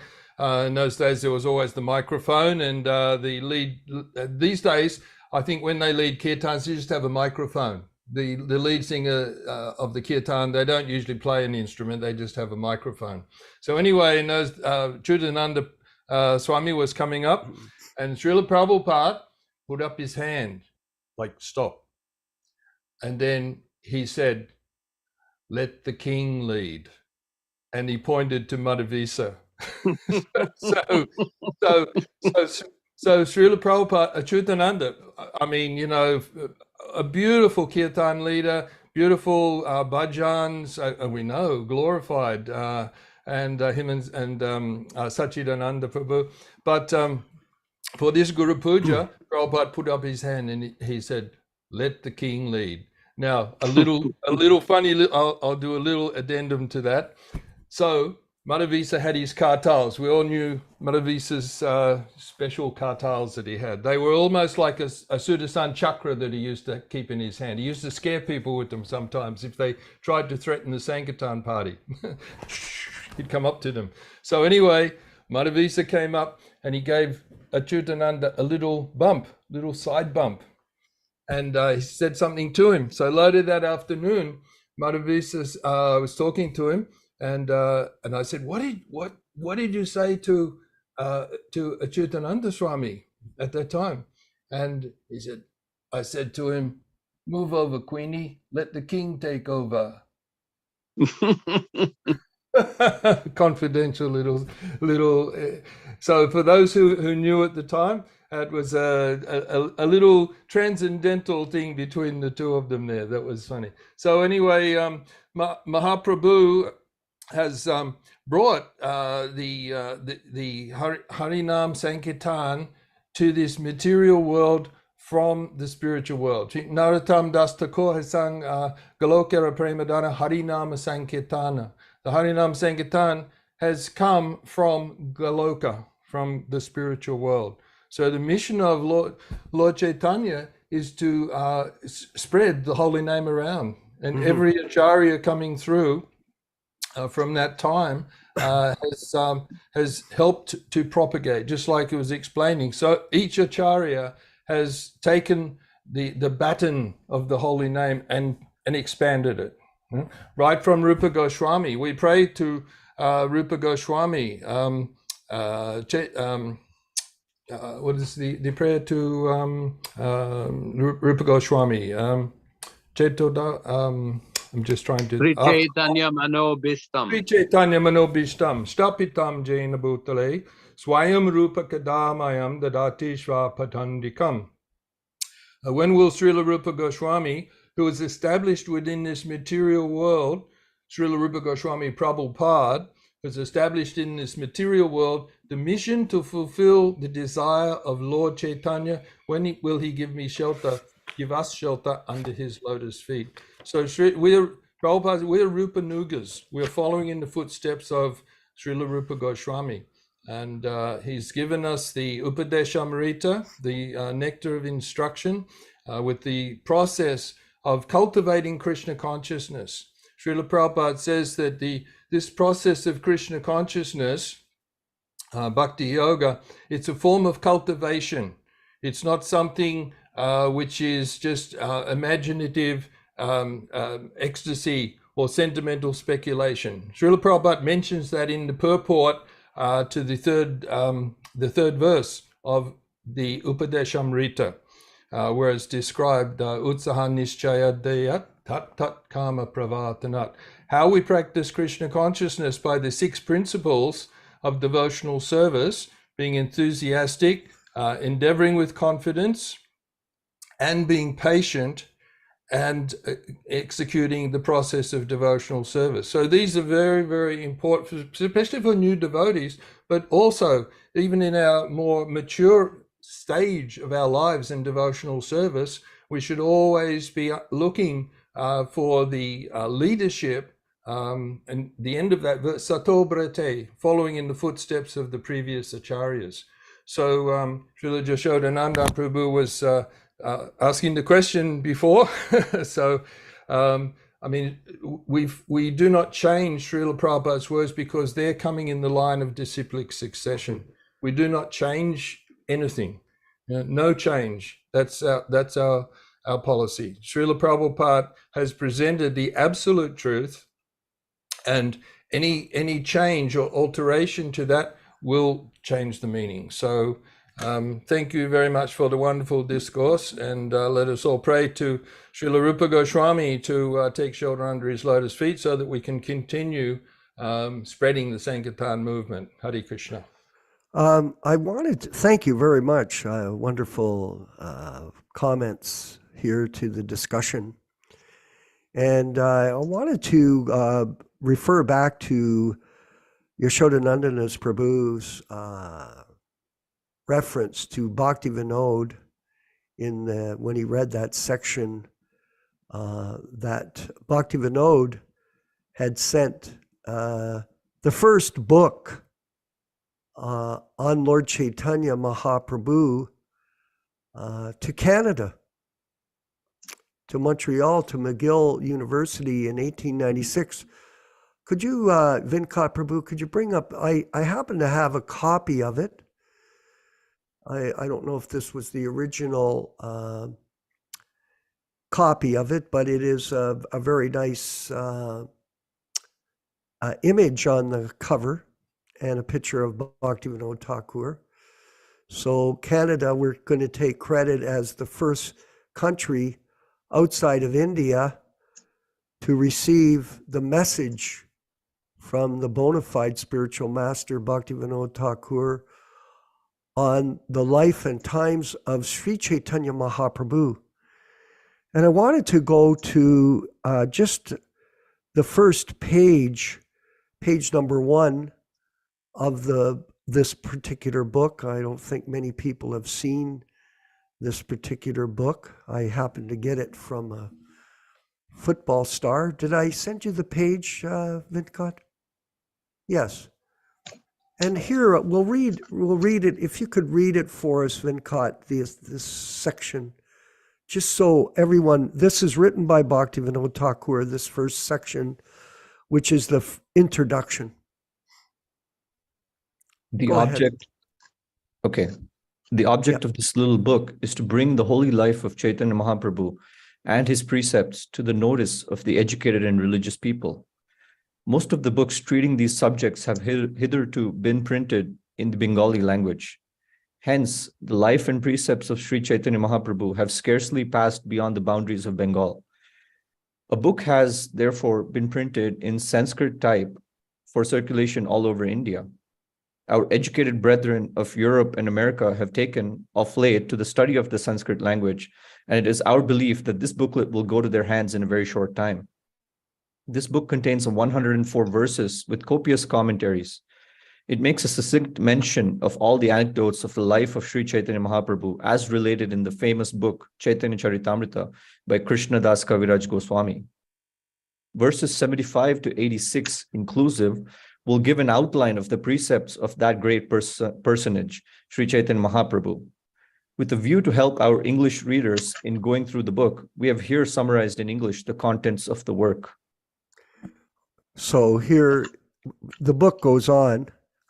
We don't have time today to carry it on, but you can see how wonderful the different countries of the world have been blessed by Bhaktivedanta Thakur, and further blessed by Bhaktisiddhanta Saraswati Goswami Prabhupada, who gave Prabhupada the instruction to preach Krishna consciousness in the Western-speaking worlds to start. And of course, he proliferated that globally, as he ended up in Australia, of all places. So, which is far distance from Canada. It's around the world, in the other part of the world. So it is a credit to him. You should judge an action by its results. And even though Prabhupada was not recognized by his own peers, the fact of the matter is he was empowered by Lord Chaitanya and by his spiritual master. And we should pray that we can also try to keep the mission going in our particular countries that we're residing in the hope that Prabhupada's message will be continued without any change. We're going to do this. It's 9:36, so we're slightly over the class time. And I do have a few comments I wanted to make after of some other conversations I had today in regards to things that are going on. But let's have the Kirtan first and end up this section of the class. And then if you want to stay on, everyone, we'll answer a few questions and have a few more comments before we end today's proceedings. All glories to Srila Prabhupada.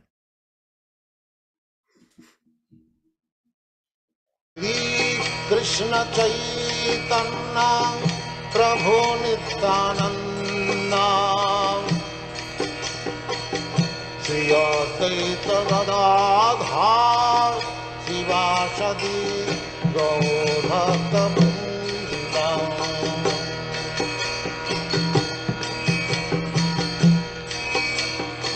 Shri Krishna Chaitanya Prabhu Nityananda Shri Advaita Gadadhar Sivasadi Gaur Bhaktivedanta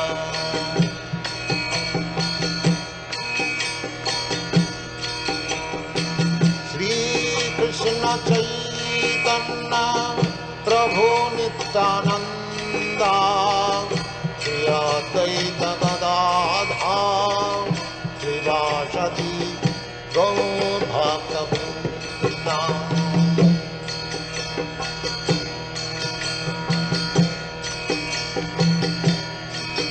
Hare Krishna,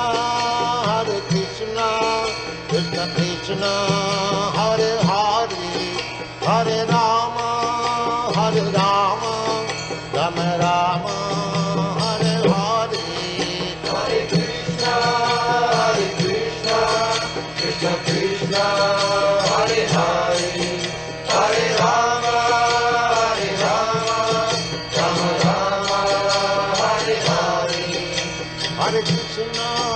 Hare Krishna, Krishna Krishna, Hare Hare, Hare Rama,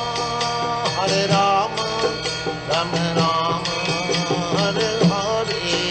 Hare Krishna, Krishna Krishna, Hare Hare, Hare Rama,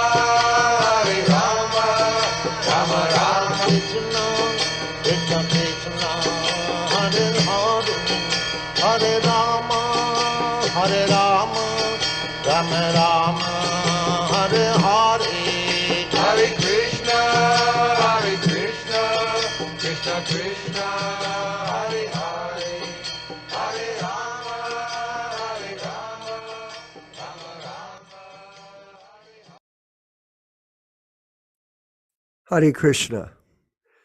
So we're back again for our second section of our discussions on Krishna consciousness. So I'm going to ask everyone in the future, I was requested by Vincott, if you do have a capacity for showing your picture or a camera to show your presence in the class, it'll be much more appreciated by our audience globally when they visit our YouTube channel, Krishna Consciousness Movement,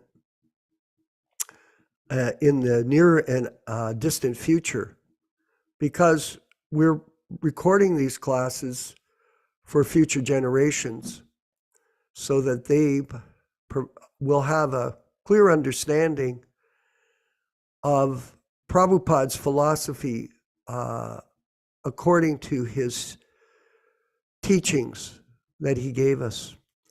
Yaśodā-nandana Prabhu. I see that Shama Sundar in Australia is also there.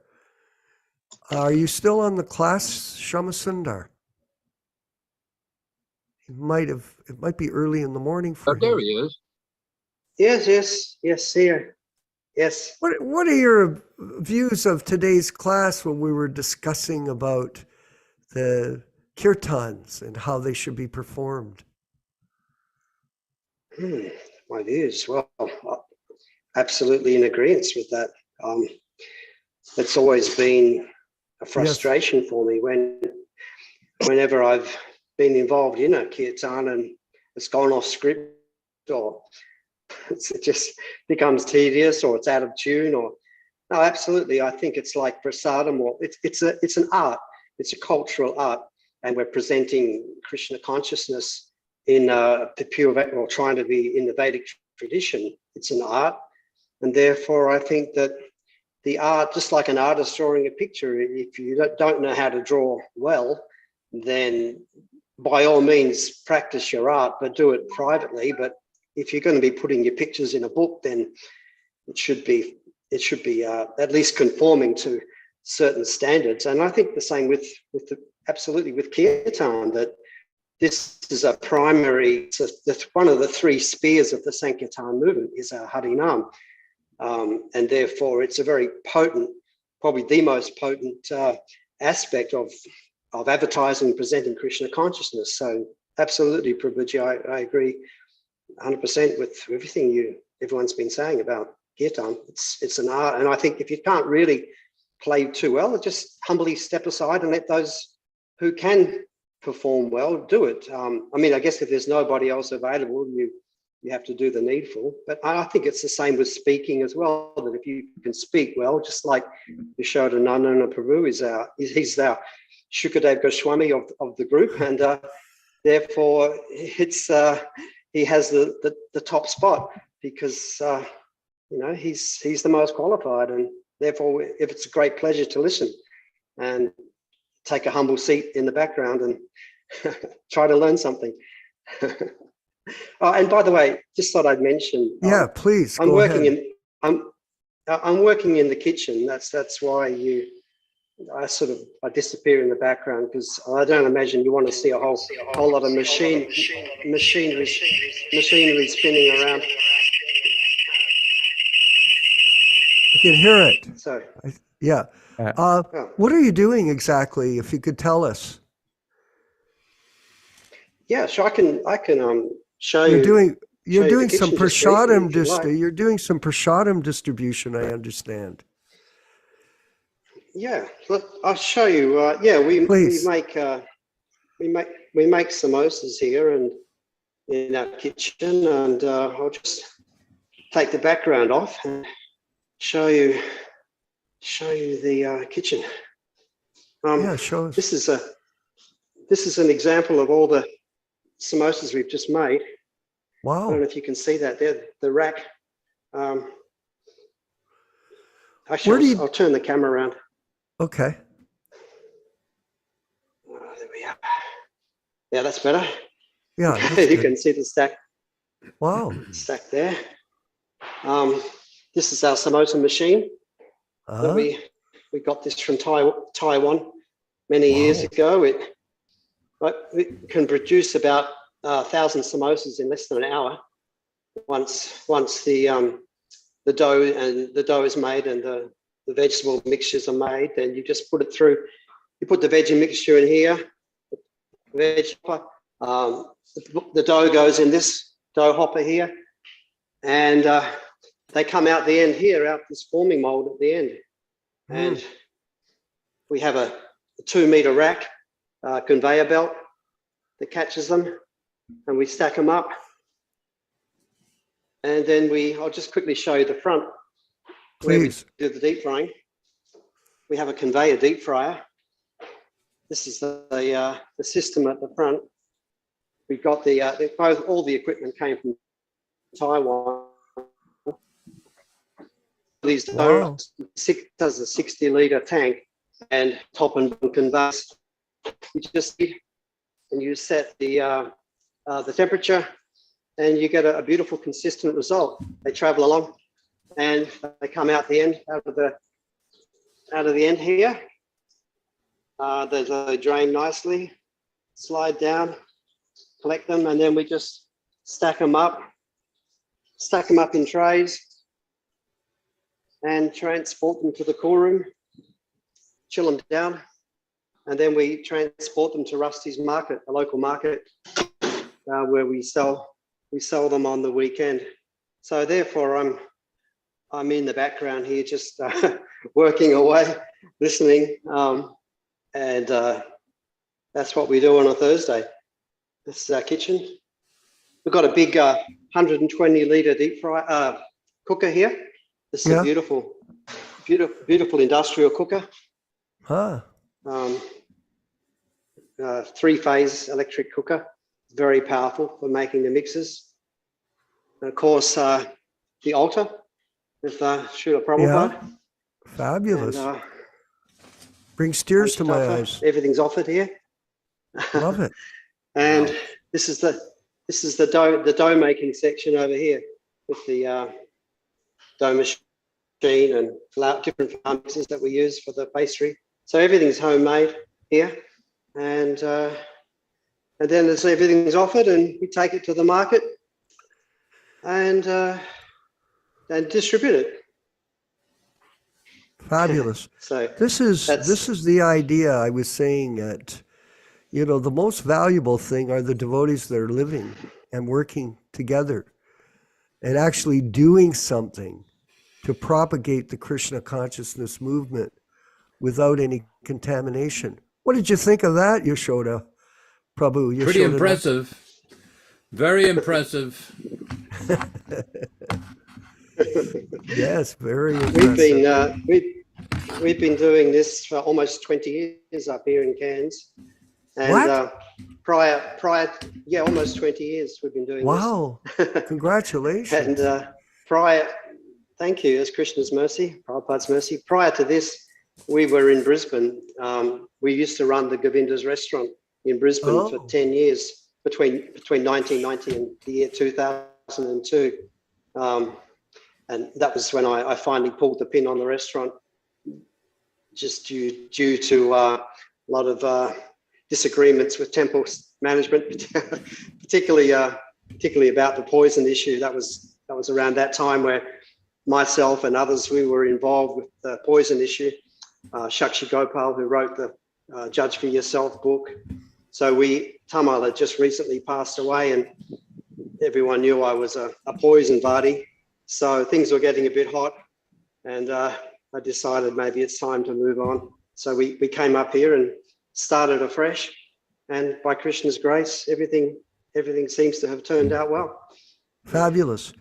I wanted to bring up a point for Yaśodā-nandana Prabhu for his comment, and anyone else, because we're in a different section of the class, and we had some issues about our classes maybe not staying in focus on the topic, and we're now regulating the class to 1.5 hours. We extended over 6 minutes today because I read from the Bhaktivedanta book, but I had a very interesting conversation with a devotee from Alachua today who was just at the Alachua temple.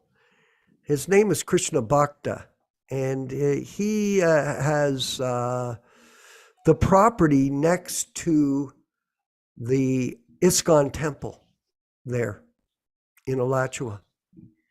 So he's right beside, his land and his house are right beside the ISKCON property, but he is not with them in terms of how they present the philosophy. And he told me a story that was quite interesting that I'd be interested in getting other people's comments on, Yaśodā-nandana Prabhu. There was a devotee with him, and they went to the Sunday feast lecture last week that was being given by one of the sannyasis there. His name evades me right now, so Trivikram. His is a name. And so what happened was, now this is in real time. It's not something we're fabricating and we're just dwelling in the past. This is not a topic that took place 40 years ago. This took place 5 days ago. And what happened was that this, his name is Jayananda Dāsa, and he was initiated by some particular person. And he asked Trivikram, what does it mean if your guru falls down and you're without a spiritual master in the ISKCON movement? And Trivikram gave him this answer, which caused a big sensation at the temple. He said, it's probably the bad karma of you that your guru fell down. This was your karma. And then they further went forward and they asked him about, what about the Balaram? What about the violations against kids within the ISKCON movement? And Trivikram gave the further answer that it was probably due to the bad karma of the children that this happened. And then a big argument took place in the temple and these fellows left. This is going on, unfortunately, and we're not trying to beat a dead horse here. You know what I mean? It's not that, that's not the purpose of this, but we are presenting a philosophy which is useful for people that want to make advancement in spiritual life. And this particular explanation was really a personification of a misunderstanding that has taken place in the society. Yaśodā, what do you think of those comments by Trevor? Well, I guess my question would be, what is going to be the karma of those individuals and leaders that were supposed to prevent the molestation and abuse to take place in the first place? What is going to be their karma? Because the children were put by Srila Prabhupada, called the children in a Gurukul the Vaikuntha children. Mm-hmm. And he gave many instructions how they should be taken care of. They should not be beaten. They should not be molested. There was a lot of instruction. I don't buy this argument that people sometimes criticize our Srila Prabhupada and say, oh, Prabhupada knew about it and he let it go on. He did not. That is not a fact. As a matter of fact, there are letters where Prabhupada said that children should never be beaten. There was a famous letter where one woman asked Srila Prabhupada about deity worship. And Prabhupada's reply was, for you, child worship is more important than deity worship. In other words, Prabhupada very much wanted the children in his movement to be taken care of. Now, if somebody's want to go and say it is their karma, well, philosophically, they can try to squeeze an interpretation alike, but that is not going to be accepted by any intelligent person. It's a little bit of the same situation where the institution is promoting certain individuals as acharyas and diksha gurus. When there's a problem, then they blame the disciple. Well, wait a minute. Who approved of that person? Who allowed that person to start in that position in the first place? What to speak of all the controversy of what specific position Prabhupada actually gave them and wanted them to continue. In other words, it's one thing to blame the devotees and to blame the children.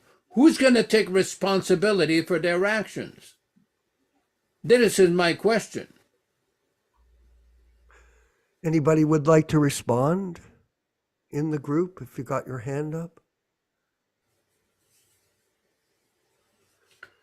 Okay. Dwaipana, was that your hand? Or are you just fixing the microphone? Yeah. Hello, can you hear me? Yes, we Yeah. can, Prabhu. Yes, we Okay. can. Haribol. I'd like to make some comment to what Yaśodā-nandana just said. Please. It's a story about, I think it was Prajumna's wife. Oh, what was her name? Anasuya? I can't quite remember her name. She had two sons in the Gurukul in Vrindavan. Something happened. They were beaten or mistreated in some way. She was very upset. So she took a train to Bombay to see Prabhupada. When she arrived at Bombay, Prabhupada was on the roof of his apartment, which he often did, and he was having a big meeting with all the sannyasis and GBCs. So this Mataji climbed up the stairs, and when Prabhupada saw her, he immediately could see she was very upset. He told all the big leaders and GBCs and sannyasis to leave and said, "What's wrong, Anasuya?" And she said, "Oh, my sons were da-da-da-da-da-da-da." And Prabhupada was very, very concerned about the way the children were being treated.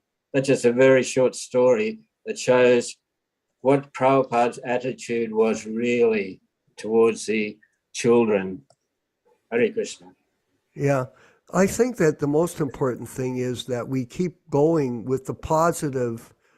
What I'm saying is the positive message of the sadhana program that we've introduced globally for people to get the pure message of Prabhupada as the path of liberation back home, back to Godhead.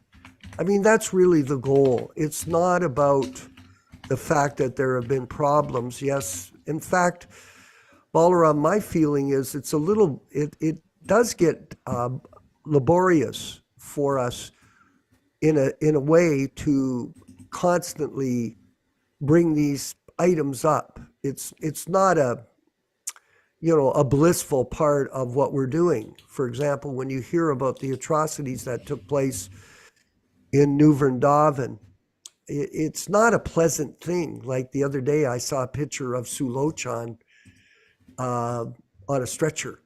Someone put the picture up, and it's like, oh my God, it was so ghastly. It's a tragedy. It's really a tragedy, and we want to stay focused on the positive, which is what we're doing with the classes as we had today, where we specifically had the reading and discussion on the verses and purports. So it's unfortunate that these things go on, but we've got to be, as I keep saying, Srila Prabhupada presented the positive alternative. Yeah. So we've got to keep that in mind, because we won't attract people by laboring on the past. Srila Bhaktivedanta Thakur said, forget the past that sleeps. Well, these things are still there. Sometimes they might come up. So we can always, if we're challenged on something, we can always refute that. But that shouldn't be the main point of our preaching. We should be attracting people to Krishna consciousness. Something like that doesn't attract people to Krishna consciousness. But, at the same time, just like Yaśodā-nandana Prabhu said, we're not fault finding, but we're fact finding. So if there's some accusation, this or that, yes, we must. And I mean, to hear that coming from, that's Trivikram, is it? Yeah, but the problem was, it wasn't like I came to the class tonight and thought, oh, I'm going to bring up about Trivikram. After the class was over, I thought it would be interesting to share that information with everyone, because it just happened.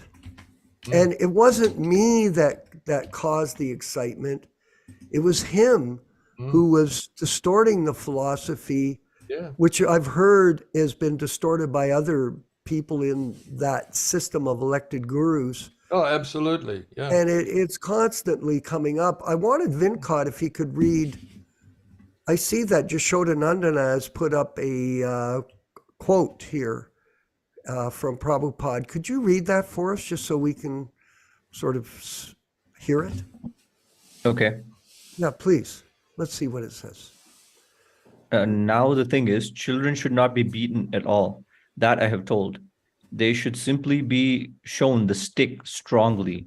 So if one cannot manage in that way, then he is not fit as teacher. If a child is trained properly in Krishna consciousness, he will never go away. That means he must have two things, love and education. So if there is beating of child, that will be difficult for him to accept in loving spirit.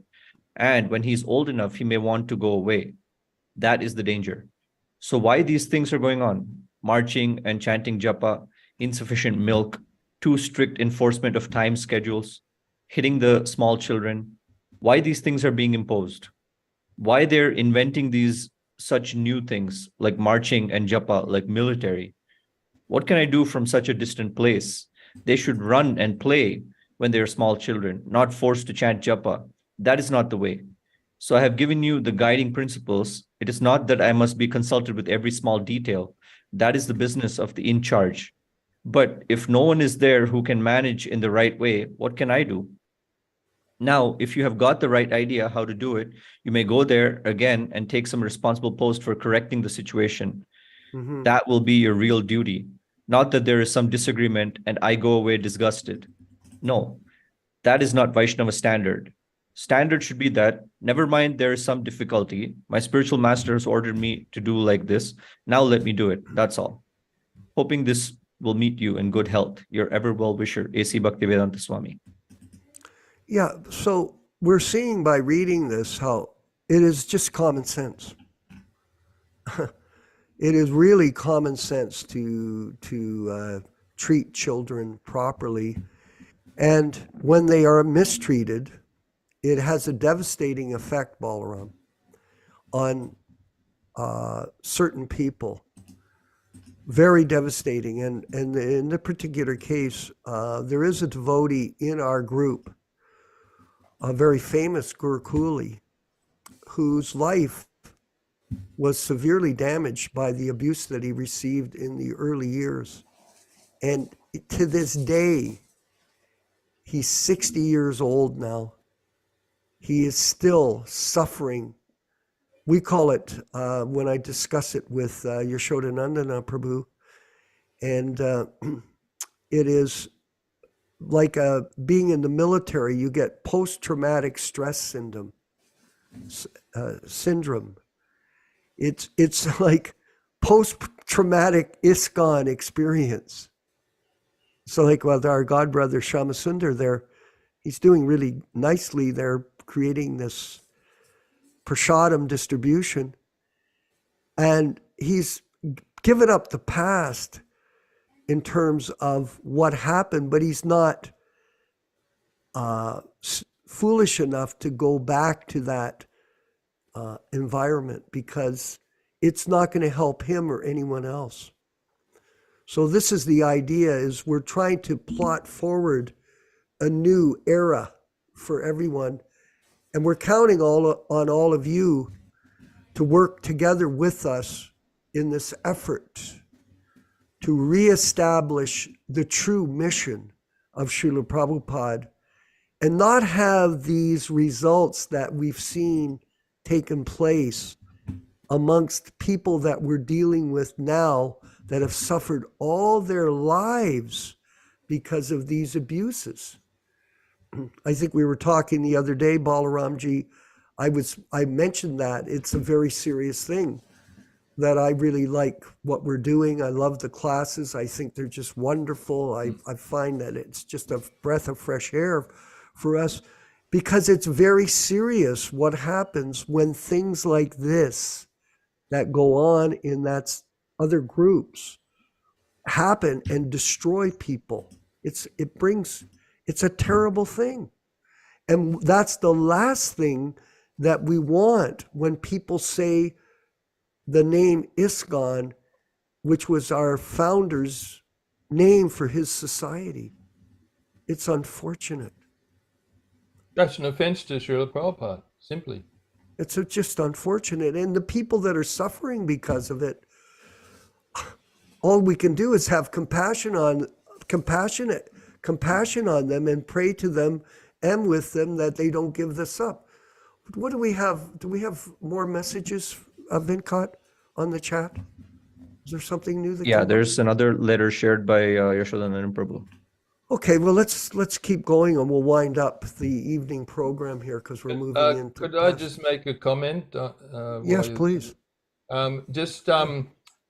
the wonderful service that Shamasundar's doing up there, up in Cairns, which is it's like Cairns from Brisbane. It's almost like East Coast to West Coast America. It's a long way, even though we're in the same state. But just a short comment on the Kirtan. What we were really referring to, I think it maybe we got a little off track there. We're referring to the different alterations in Kirtan, not so much the quality of a. We know that I think maybe Yaśodā-nandana Prabhu could speak more on that. That in Srila Bhaktisiddhanta's time, sometimes he would have someone leading Kirtan who was not necessarily a highly qualified, singer or instrument player, but it was more the purity or the sincerity of the Kirtan. So what we were really referring to in those talks was the people that are constructing or making up different mantras even in the chant, but not so much that someone is not a very nice singer or a good instrument player. So I mean, sometimes we've gone out on Harinam and sometimes there's a little bit to be desired, the quality of the presentation, but if they're sincere, that was the main thing I think that we were talking about there. Yeah, that's a very good point, that it's not about how good of a musician you are, it's about how good of a devotee you are. And even if you can't sing, it doesn't matter if you sing out of key, as long as you sing with the right purpose, which is to glorify Krishna without any motivation. But it's always good, it's always better to have it organized so that it's appealing to the public. Chaitanya Mahaprabhu, his Harinam was organized. There was so many Mridanga players, so many dancers, so many, we read from that from the Caitanya-caritāmṛta, that the Kirtan parties, 1 party, 2 party, and there was, certain number of dancers, certain number of kartal players. So it 16. was very, yes, exactly. 4 Mridangas, Yeah. 16 cartel players. So this would be a very tumultuous. Probably someone with a gong and big wampas, Well, they would do that. I mean, we used to do that Sankirtan in Toronto, where the devotees from Ottawa, it was a long drive, come from Ottawa and Montreal, and we'd have over 60, 70 people chanting. And we go up and down Yonge Street, which is the main corridor in Canada for the public to go out on a Saturday. It was back then there were no malls. So it was all, concentrated on Yonge Street, which is like Las Vegas. It was like a Las Vegas for Canada. And we would go on Saturdays, we'd take prasadam, and we'd line up. We had so many devotees, so we'd have 30 devotees on one side of Yonge Street. Yonge Street's about 3 miles long. And we'd just go up and down on each side. So no matter where the people were, they would catch the Kirtan. And the Kirtan was melodious. Nandikeshwar was the president. He was also from a popular musical group from the Western provinces.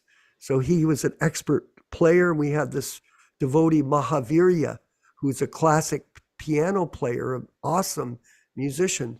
So fortunately, we had very melodious kirtans, but the essence of it is the sincerity and purpose of the people that are chanting. So that is the goal of this group, is just to clarify things so that everyone has a proper understanding of how things were and how they should be moving forward into the future. Any last comments from Panditji Yaśodā-nandana Prabhu before we wind up? I think we've heard. I wanted to say one thing. Prabhupada used to call Madhvisa Prabhu Maharaj as the king of Kirtan. Now in Australia, we have the king of samosas somewhere there, wherever that is. That is really wonderful. I remember in 1977 when Srila Prabhupada wanted me to go to Fiji to do the ceremony opening of the Krishna Kalya temple. Yeah. And what happened is that many devotees from Australia came. Balaram came there. I don't know if Dvaipayana Prabhu came. Ugrashrava Prabhu came. There was Ganesh Prabhu came. There were Ganesh came. Ugrashrava didn't come for that one. He may have come later. And Dvaipayana was there with his wife. And Korma the chef, Korma came as well. Yeah. Yeah. It was quite, because I was a little puzzled, because I had seen in Hyderabad, in Andhra Pradesh, India, for Janmashtami in 1976, the elaborate arrangement that 12 South Indian Brahmins from the Ramanuja Sampradaya, what they had done, and I learned a lot. When Prabhupada asked me to go there, I was a little puzzled, like, is there anybody trained up in Fiji, anybody? So first I went to Australia, and I remember devotees told me, don't worry, we're going to be there. And there was such super enthusiasm from the devotees that everything went on very nicely, because we had a wonderful abhishek, fire sacrifice, and all different kind of ceremonies. But there was a lot of help. 3 days. 3 full days. As a matter of fact, at one point, I mentioned to Vasudev, we're going to need some fruits, some local fruits. He says, I'll take care of it. And about a couple hours later, they built a whole mountain of fruits, like 6-7 feet high, with all kinds of tropical fruits, papayas, mangoes, pineapples, different kinds of bananas, all different kinds of fruits. It was quite amazing to see the enthusiasm of the local devotees, and also the devotees from Australia. It was quite amazing. I was just very impressed. Definitely very impressed. I've got some photos I'll send through that you can maybe post and okay. Around. Yeah. Beautiful. Excellent. That was a very blissful experience. Yeah, one of the best. Well, we didn't have the Samosa King at that time, so now he is here with us. That is good. Yeah, that's a great thing. So it's great, the memories of the past and the moving forward into the future. We can all look forward to better days. And I want to thank everyone for their participation tonight in our discussion and class. And we look forward to seeing you on Saturday morning. If you're able to attend our program, it's at 10 a.m. Eastern Standard Time here in Canada. The Bhagavad Gita as it is, the 1972 edition, and a further discussion and reading with Yaśodā-nandana Prabhu and all our colleagues in the Prabhupada Disciples Association, which is now reaching 10,000 members. And we hope to get 50,000 members in that media in our group, and progressively we will. And we'll keep spreading the Sankirtan message of Srila Prabhupada without fear or hesitation. All glories to Srila Prabhupada, all glories to the Sankirtan movement of Lord Chaitanya Mahaprabhu. Hare Krishna. Tarubhyascha kripa sindhubhya evacha patitanam pavanebhyo vaishnavebhyo namo namaha. Thanks to all the devotees, and thanks to Swarat Prabhu from Malaysia. Thank you very much for your participation, and everybody who comes to this reading and discussion. Hare Krishna, Hare Krishna. Hare Krishna.